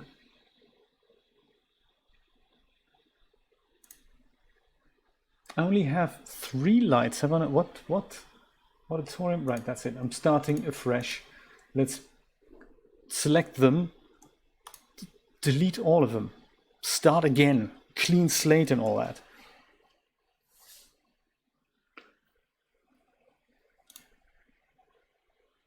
Do you know, if I make them, actually I probably have made a little mistake there. I'm going to go and get rid of this guy as well. I'm going to go and start again from the main light, this guy here, and I'm going to duplicate that as a linked duplicate, so they're all the same, you know, they all have the same light value. If I do it any other way, then I'd have to have 2 light groups to be adjusted. And while that might look cool, that might actually look cool. Maybe set off dim one slightly after the other. Actually, yeah.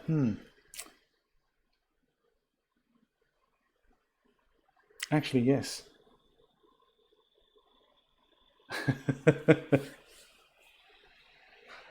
Yes, Christina uploaded a video today about running multiple versions of Blender, updated version for Blender 2.81. That's very cool. This always comes in handy. I'm going to do that. I'm going to have 2 rows of lights that are differently dimmed. Let's do that. Okay, cool. So light, point light happens there.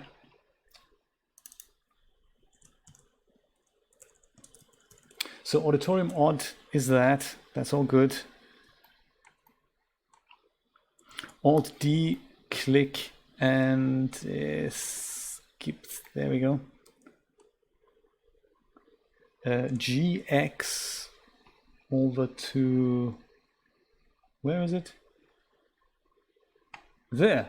No, dude, come back here. Where are you? Okay. Nobody panic. I've got it all under control. Here, there it is. So GX. There. Oh man, the moment the cursor goes off the screen, I'm losing my object. That's not good. So I'm gonna have to start here. GX. That looks like a bug. Okay. Auditorium odd. Select both. There we go. That's cool. Alt D, X, G, Y. Put you guys here. Alt D, click, G, Y. Put that here. Alt D, click, G, Y. Put those guys over here. Right. That's that. Let's have a quick look what this does with the default light intensity to a render. If we were to render this now, just in the viewport here, I'm going to go save this as maybe, oh, there, it's at the bottom now. Okay, that's cool. The plus still works. Save as.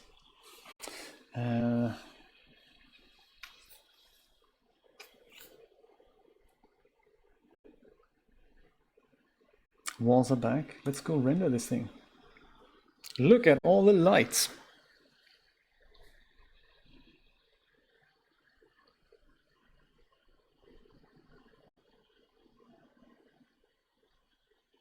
Oh yes, I've also forgotten to bring them down just a little bit, so we need to do that. But I can see that all these nice little spots are back, the ones I did like so much yesterday. So yeah, let's select all the lights and move them just slightly further down, but also increase the value of the lights there. So 10 watts. Make it a little bit brighter, and then we can turn them down. Let's do that. So from here all the way to here. Oh, nice. Move them all down, like so maybe. So I suppose if I just go make it 30 watt here, and the odd one is also 30 watts, so we have two types. Let's have a look.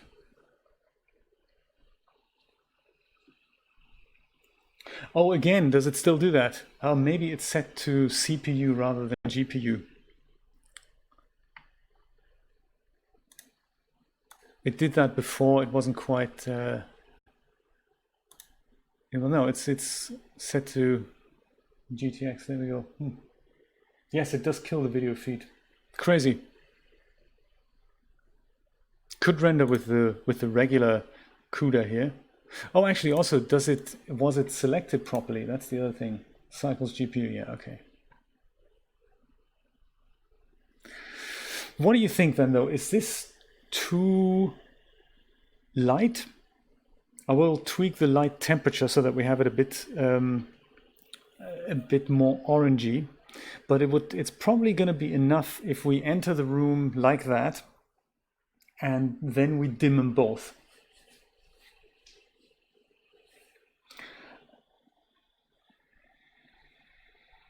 Captain Slamo, good point. This is, let's change the engine.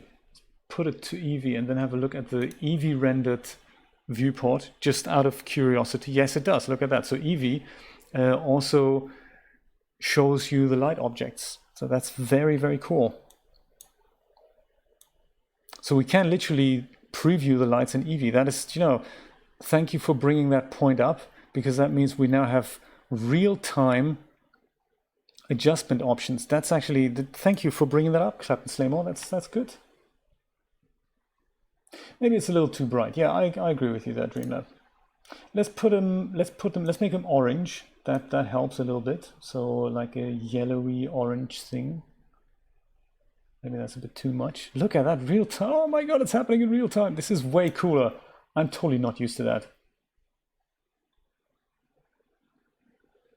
It could be that adds to it. I'm going to tone this down to maybe 20. That's those.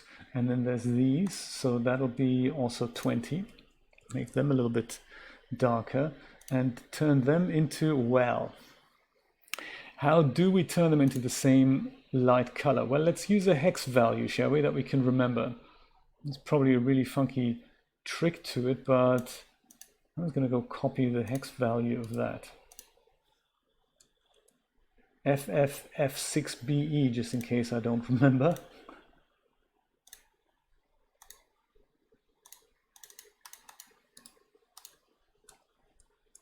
There. Ha ha ha. Neither am I doing that, but well. think I've got it. It's the same value in both now. Do you know, I didn't mind 30 so much. Let's make it 25. Let's make it 25. And then of course, so now the real interesting bit is how do we make that light dim? This is maybe a little bit too yellow. Let me see what that looks like in cycles. It'll look just the same. Maybe it's just a bit too yellow. So I think I like it warm, but let's turn it into that.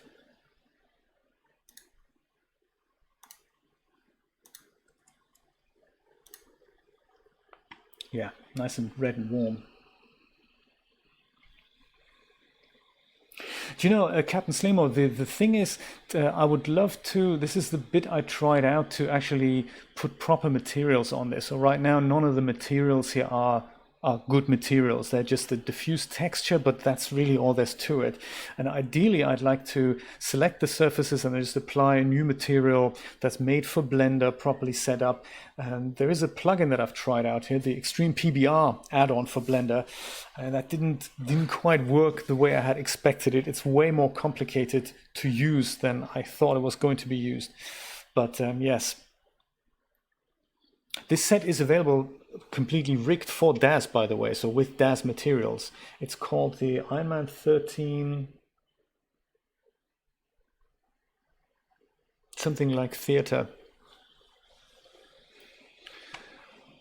Do you know, we can look at that, Dreamlab. Let's see what happens. Let's see if we can actually dim this as we go in. So I'm thinking like we go to about here, frame 884, and I would start dimming some lights, and then maybe we go here and then we start dimming the other lights. So I'll just do them in stages. Let's go here, 886, that's cool. So if I wanted to put a keyframe here, usually I hover over the parameter that I want to change and press I. We want to change the power output of the light. Let's see if it works. I've never tried that. So let's go press I. There we go. It turns yellow. That's perfect. Now we go to the next keyframe, which is about kind of here. And that's where we change the value. So at this point, we want this to be 0. 0, and then we need to press I again as we're on it, and then Blender has set the second keyframe here. So now half of our lights are out, and the middle bit will be calculated. So this is now them being switched off. And now we need to switch off the other group of lights. And since those are less, I'm going to go and put an I here. How long did that take? From 885 to 918. Well, I could just, you know. At this point, I'm going to set another keyframe for the other lights now. There we go, I on this. Bye, Steve. Thanks for dropping by again. That's very nice. We both came and went. And then I go and put this here. And this is now where I'm going to set this to 0. Oh yes, and also press I. There we go. So now we have these two groups of lights switching themselves off. First these go and then those go. That's kind of cool. I like that. And now we can look into maybe now switching off these lights. I mean, they're not lights, they're material. So that'll be interesting if I can switch those off as well. But this is going to look nice in the render. If we go into here, light's still on. Now light goes gradually off and the presentation starts. But yes, like here, for example, at this point, I could now go and set another keyframe and literally turn all these dots of light to 0, or maybe even do the same with this, with the seat lights. That's a cool idea. We still have the seat lights in place. So maybe they could be switched off at this point. I like that. I like that. Let's do that. If I can find it, that's not them.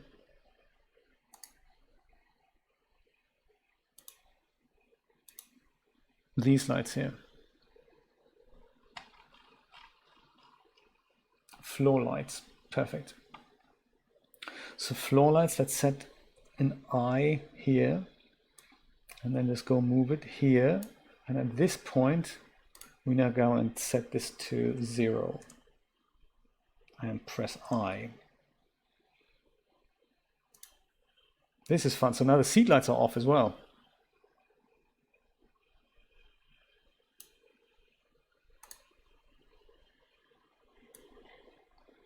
Lit auditorium, first group of lights, second group of lights. Seat lights go off. I like it.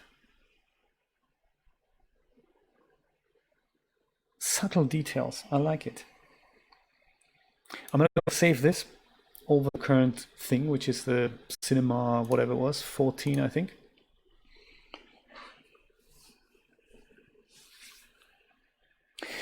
And this is kind of the new thing for me now. I don't know, I'm pretty sure it works, but I've never done it. These things are emissive surfaces. Those things that are now still light. So I think it may just work the same way. We just go into the shading tab.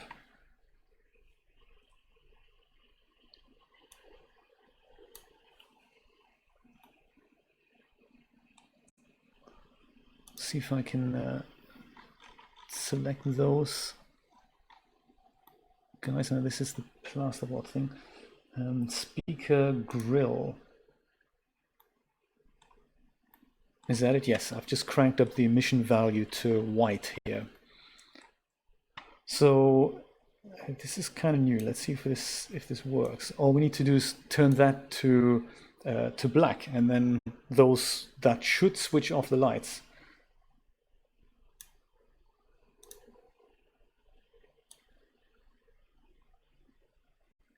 Lights go off, seat lights go off, and at that point we can just go maybe the 1100. That's a good point to switch them off.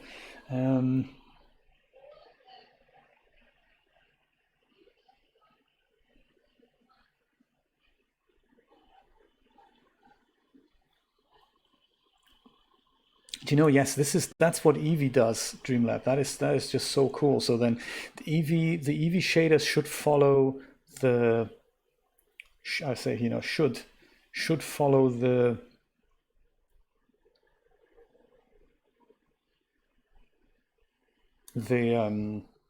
cycles lights.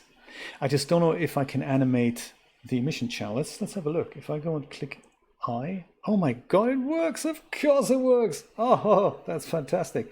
So from here to about here, at this point, we drag this to 0, hit I again. Oh my God. That's cool. It doesn't work on the right. Actually, on the right, the speakers are black. On the left, they're pink. So I don't know, they're gray. I don't know what that's all about. Maybe we need to have a look at that in a moment. Speaker grill left. Do we not have the speaker grill right then? Never noticed that before. But the shader is certainly changing, so that's very cool. Do you know, I wonder if there is a way to snap to a keyframe. Oh yeah, of course there is. Probably with one of these things. Jump to endpoint, jump to keyframe. Yes. Because then I can make all of these happen at the same time.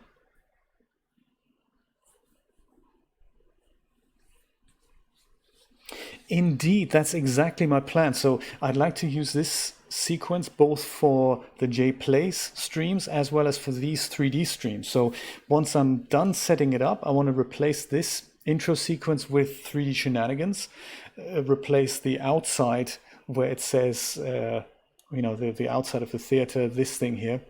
That'll be replaced with now showing 3D Shenanigans. And then there's one other little texture, which is this one here. That is also going to be replaced with 3D Shenanigans. And then we have two title sequences with maybe different music or something, but the gist of it is still the same. And yeah, that's the idea, exactly. Still takes a ton of time to render, but still. I think it's worth it. It's a nice little project. Let's see if we can, how we can select the speakers on the right here. Speaker grill, I just called speaker grill there. Interesting. Well, let's hit I on a different object here. And because I don't remember where the next keyframe is, I think I'm going to go and select this guy again. Move to that next keyframe. Go to that thing again, speaker grill, and turn that to black as well. And hit I.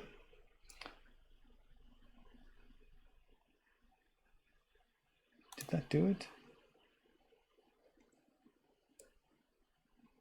It did, but I don't see the keyframe. I don't see the keyframe on the timeline. And I don't really know why. Perhaps I don't need to know because it looks like it's working fine. I just don't know why the speaker itself here is set to black. So I think that's wrong. What is the other speaker set to here? Speaker. It looks like there's no base color. Let's go copy that base color from this speaker over to that speaker. Aha, both speakers look alike. Cool. There. So that's the, they are speakers, but we're using them as lights, so that's the thing. But the interiors, the interior is still black here, so I think the speaker grill also suffers from something.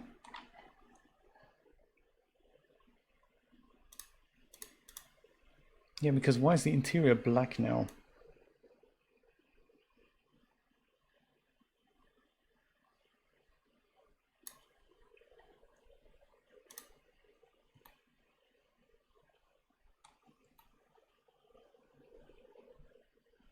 I don't really know. That's the emission shader.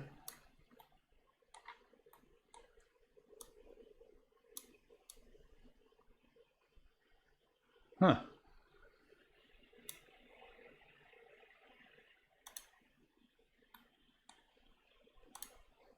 Speaker grill, that's the same on here, isn't it?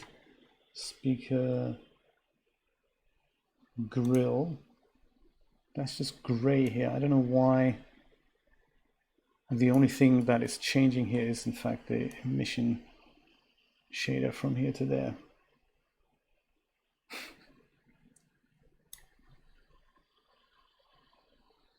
That does sound way too complicated, yes.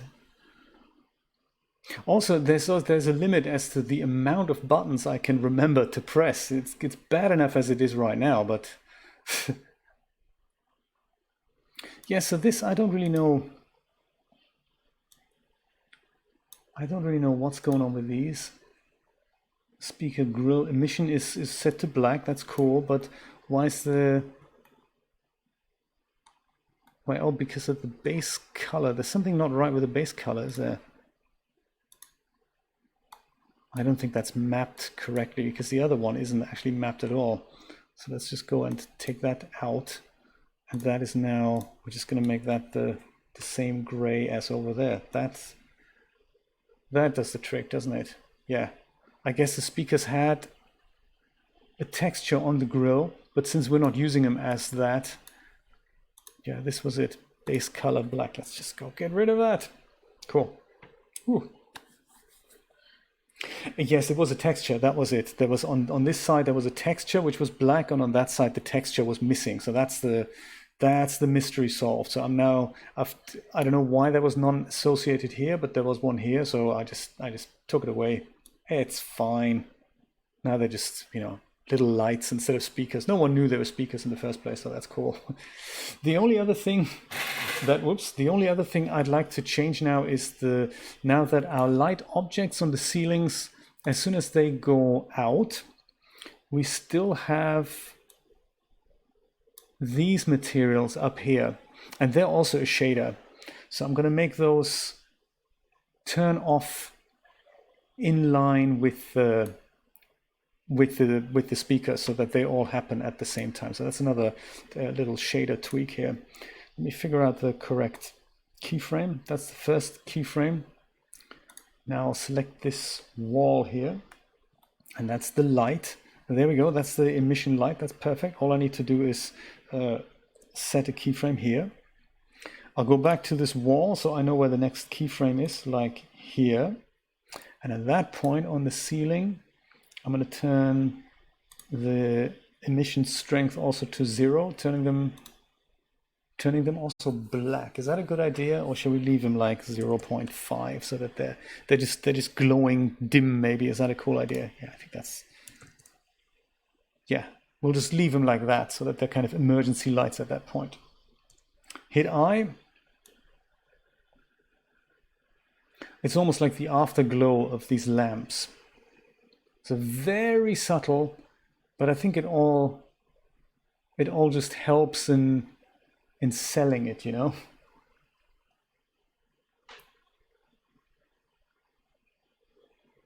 Safety lights, that's exactly the feature we're looking for. Well, it would be a shame not to see what this actually looks like. So let's make a very quick render from about here. Yeah, let's say from frame. First of all, we're saving this. Very important. And instead of EV, I guess we'll use cycles. Do you know? Let's go and have a look what happens at the end point when everything is switched off, and we'll just go and step through bit by bit here and have a look what the light looks like. So right now we're bright. That's perfect. This is still, you know, movie's about to start, and now the auditorium is darkening up a little bit.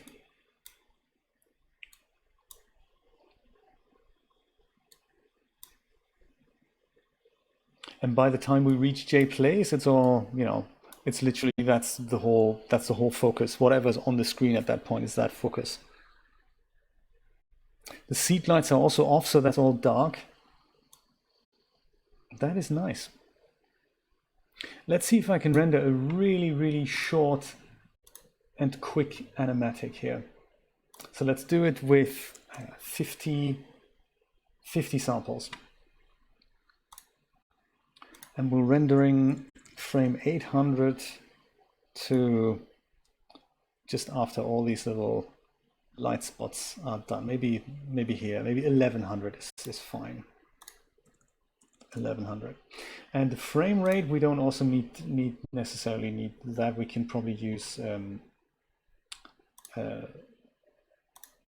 let's use 24. And resolution, we're going to use 10% of that.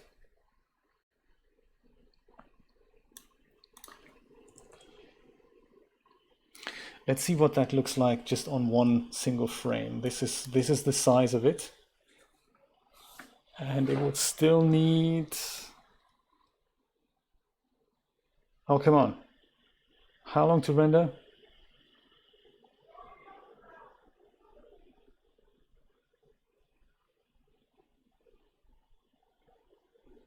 Oh, come on. That's ridiculous. That should go faster. It's 50 samples, for Christ's sakes. Is that because we've got so many light sources there? That is taking way longer than I thought. I was going to suggest we can wait for the whole animation to render, but I think that's going to take too long. Could be that it was the first time it does that. 36 seconds per frame. I can't make you wait for 300 times. Oh, there we go. Now it's only 8 seconds. Yeah, let's do that. That should work, right? We have the time. We can talk about things and stuff. Let's go and turn that into an AVI sequence just quickly. And we'll call it Cinema V6. Yeah, let's do that. Woo, okay. Save it just in case things go horribly wrong. And go render the animation. Mr. Wise, how you doing? You're just in time for, there we go. You're just in time. We're rendering 300 frames quickly, I think, of this animation we've been working on in a really low resolution so that we can just get a bit of an impression of what we've just prepared. So going in, we were adding lights yesterday. I thought they were great. Then I took them out again, couldn't quite make up my mind. I was kind of missing them. And now I brought them back with the addition that we've animated the lights now as well. And we're just about to see that result. I'm not sure how long this is going to take. It could be about 10 minutes until we're ready to watch this in a super low resolution. But maybe it'll be worth it. Maybe it'll be worth it.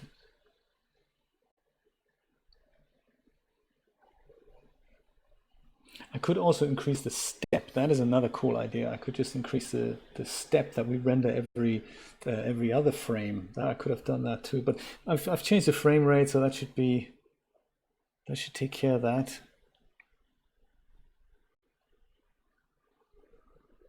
I was going to suggest maybe it's just going to take 5 minutes or so, but it looks like it'll take a lot longer. Let me just do the maths here. If we have about 10 seconds a frame. So yes, 10 seconds a frame, and we're still talking about 500 frames. That's 5,000 seconds divided by 60. That's 83 minutes. That's an hour and a half. I'm not going to have you guys sit through this. That's ridiculous. That would be ridiculous. So let's not do that. Let's cancel the project here. I'm going to do this overnight, and we're going to have a look together tomorrow. But we can kind of see in the viewport what's happening here, especially with the Eevee engine. It gives us a little bit of an idea of what to expect. Eevee renders this a little bit brighter, I think. This isn't actually Eevee. This is LookDev, isn't it? Let's go put this to Eevee and put it rendered. There we go. So yes, it's not exactly accurate results. The mood is a little bit more accurate there. But yes, all that rendered in cycles, that should look pretty good. We go through here, go into here, and this is the part we've actually changed. We've added some lights here. Auditorium looks fairly bright, but now of course the show is about to begin, so ceiling lights go off. Lights on the sides go off, lights in the seats go off, and then we see the show. I like that. Well, let me kick this off as an overnight render.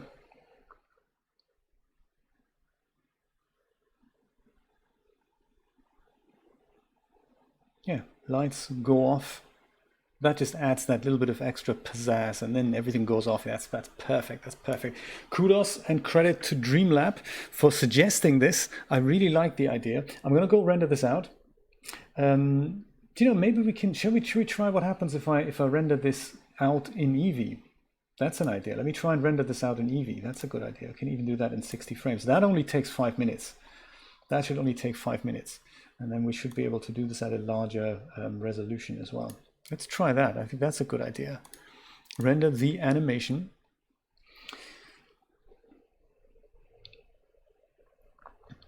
He says that half an hour later, we're finally watching it. You bought a ticket yesterday, Captain Slaymore. Yesterday you paid. Today is the actual show. Much appreciated, by the way, your super chat donation there. I've added you to the list of recent supporters on the right, of course. So yes, thank you very much for that. Very nice of you. So Eevee can also be set to render slightly higher resolution than the preview resolution. Don't know if I can switch over now. I can't do it while he's rendering. Hopefully, still in the background. Yeah, he's still rendering. There is this thing up here now. I can't switch it. Much like in Cycles, you can ask it to display a lower resolution in the render than in the preview, and I've set it to something slightly larger in the preview, which is why it's still Still taking quite a bit of time there. I'm after something faster. I'm after something faster. There we go. Viewport, we had 16. So I'm going to set the render to 16 as well. And perhaps make the resolution ever so slightly smaller. I do want us to have a proper video clip in hand. There, that should go faster. Come on, Evie. Yes, yes, we can just about see it stepping through there. And the version I was showing up until yesterday in the preview, that was actually an Eevee render, and that took in 1920 by 1080. That was really fast. That rendered within 5 minutes the whole thing, so that was very good. But that was before I put all the light sources in. So all these lights, they add a lot of render time to the whole thing. Come on, Eevee, you can do it. That is what DAZ Studio is sorely missing. A really good real-time render engine. They're more like as a replacement to the one they're currently using, just regular OpenGL. But the trick has to be that whatever an iRay material needs to be set up as, that needs to be shown exactly like that in real time, just as a lower whatever lower resolution, less accuracy and all that. That's really what we want. And I think if they could make that happen, DAZ Studio could be a really good program. I mean, even OpenGL as it is right now is okay, but the shaders don't look the part. That's one thing that they used to have back in the day when we only had 3D Light.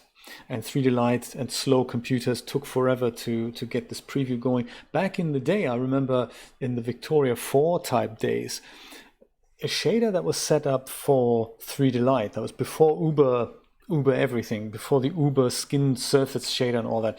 An OpenGL render looked very similar to a 3D Light render. It just happened much faster. And then with the introduction of the Uber everything, literally all the OmniFreaker stuff, it became so difficult to preview a material in OpenGL. It looked much better in 3D Light than it did in OpenGL. And nowadays with iRay shaders, they look nothing like what the iRay render is going to look like in the preview, and that's a real shame. I think they should really do something about that. I was thinking about this, Dreamlab. I was thinking that was exactly the plan. I mean, there could, even if it's just simple animated characters, when we go into the hallway, there could be a couple or so that walks, and we could fly with the camera literally through them, and they don't have to be high res, could be like silhouettes or whatnot. But yeah, that'd be cool. They're walking in, the camera's kind of walking in behind them, crowd goes into the theater, cars are parking outside. And then in here, of course, there could be a few people sitting in the front rows already throwing popcorn in the air. And Rod has kindly offered his girls from TNA to be the audience. That'd be kind of cool. Yeah, we'll see. We'll see where this is going. We can leave this up as a long-term project. We can keep refining the theater, put materials on, put people in and all that. That'd be kind of cool. I'd like that. I'd like to do that as well.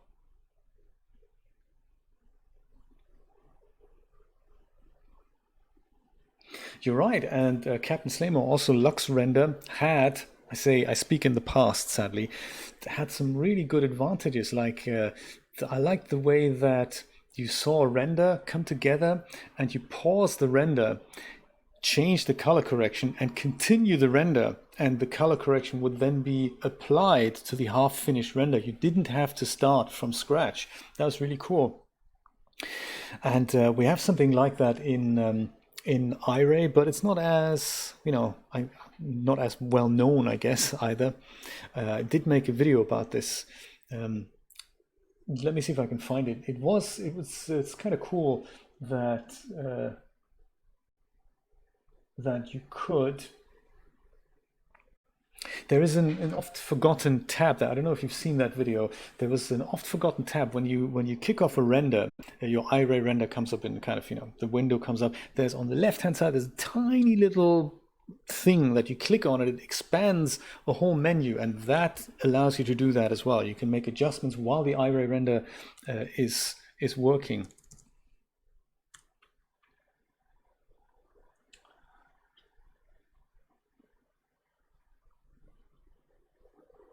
It's a few weeks old, and I don't remember where that is.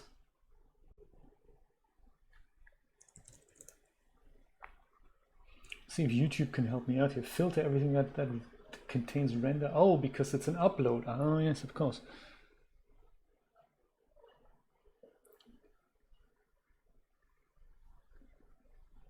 Indeed, indeed. It was along the same lines, exactly. How you pause the iRay render. There we go. This is it. Get shareable link. There we go.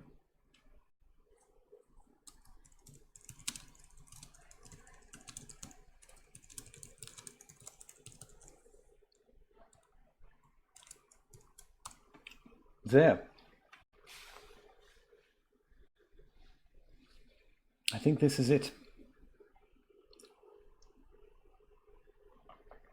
So one of the other things I'm planning for the future, and there's a whole other thing to the puzzle there. I'm planning to have this render in this kind of crowdsourced render farm called Sheepit Render. And the idea is that any one of us can connect their computer to the network, and then you send a blend file to Sheepit Render, and that then distributes frame X, Y, and Z to any computer around the globe that happens to be free. And therefore your animation gets rendered a lot faster. Even if one frame of animation takes 5 minutes, you've got like, I don't know, 1,000 computers to do that at the same time. And you go, it takes 5 minutes in that case, then that's very good, or half an hour. And the only thing that doesn't work in my case is that this thing here is a video. And when you pack everything into a blend file, video textures are not packed for whatever reason. I don't know why they can't change that, but yeah, that's one thing that still lives outside the blend file and therefore needs to be referenced. And I'm not sure how it works. I read an article that that Sheepit also supports zip files, so I may be able to dodge something with that. But yeah, so when I put this file across to my render nodes, then they also don't see the video, and I have to not only do I have to link to it, I also have to reset it up where it starts and then where it kicks in, because it doesn't start from frame 0. It starts kind of it hangs in there, and when we approach the antechamber to the auditorium, then it starts playing, and those values have to be reset as well, which is a little bit annoying and cumbersome. But that's the reason why I didn't use Sheepit yet. That's also part of the plan, and I've registered yesterday, but I've not added a test job there. That's something we can also try. Maybe tomorrow. Be kind of cool.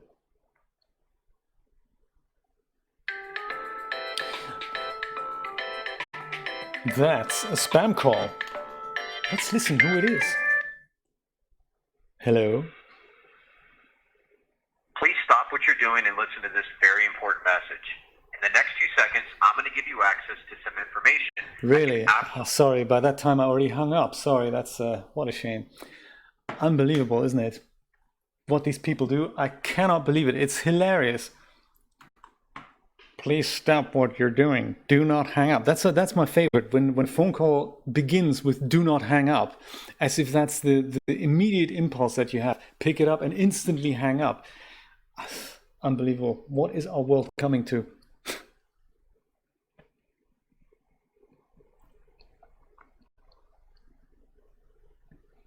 And they were all rendered, right, Rod? Absolutely. And I wonder why, Captain Slaymore, why have they not? I know that Jack Tomerlin, he had this running on his server at home, or on his whatever farm that he has. He had this running, and he was asking for beta testers, who kind of testers who say, hey, give me a couple bucks and you can use my thing using this what do they call it again? iRay server. That's it, isn't it? iRay server, that's what they're calling it. And he used it, he had it running NVIDIA are selling it. I don't know why no one's come up with the product yet. I wonder if you'd have to charge vast amounts of cash to do it. But it's one of those puzzles I have about DAZ. You know, they think, oh, let me bring out a new version of the Genesis figure every 2 years, and in between I'm going to give you 50 new different morphs, and that is really all they can think of. That's the business model, and sell content. That's it. That's it. They really, I don't think they can think outside the box. I don't think that's in their DNA. Now they're coming up with VR avatars. What is going on? Now has this saved now, or do I have to do anything else here? That was on somewhere on my desktop, I think. It was in here, and then it was in. Was it in here? Cinema V6. I was in okay, that's somewhere else. It's in here, and it was in here. There we go. So that should be that. Yes, there we go. Nice. Lights go out and boom. Okay.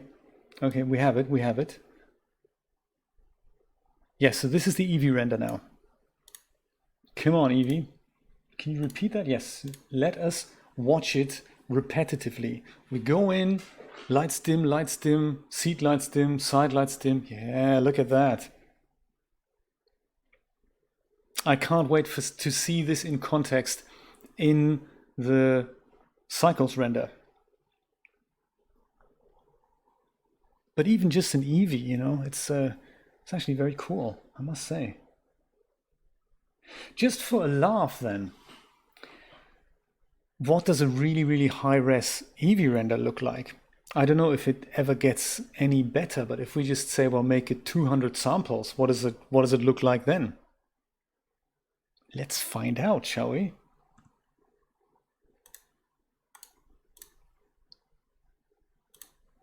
That is a very good idea. And you know, I really enjoy this being creative collaboratively. I really like that. I think we've got something here. Like this outdoor scene. So right now this is already Eevee, but it's the same. It's 16 samples here.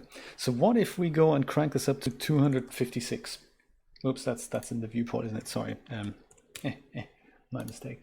256 in the render, and then we just go and have one still render of this, perhaps in a slightly higher resolution than this. And how long does it take? Yeah, let's make that bigger. Oh, maybe even go for, well, let's go 80%. Let's go 74%, 75%. There we go. Right. Oh, doesn't let me move it while it's working on it. I guess it's a GPU thing. I think so too, Dreamlab. With cycles, it's going to be, it's just going to look that much more accurate and dark when there really is no light. So I don't actually see a big difference between 16 and 256 samples. Maybe it's more about reflections that you get to see.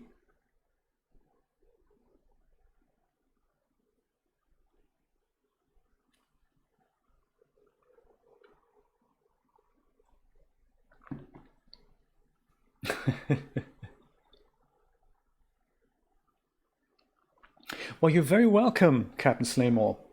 My friends, I think now I'm actually going to leave this. I left before, I came back, we did this, I love it. I'm going to go and kick this off on my many machines here. Let me go set this back to cycles. And let's go and have a look at that interior one more time. And then I'm going to go and sign off for today. Thank you so much for joining in, for dropping by, for hanging out. Let's see what we can do tomorrow. And hopefully get a look at this rendered overnight in cycles on all my 3 computers. My friends, now I say goodbye.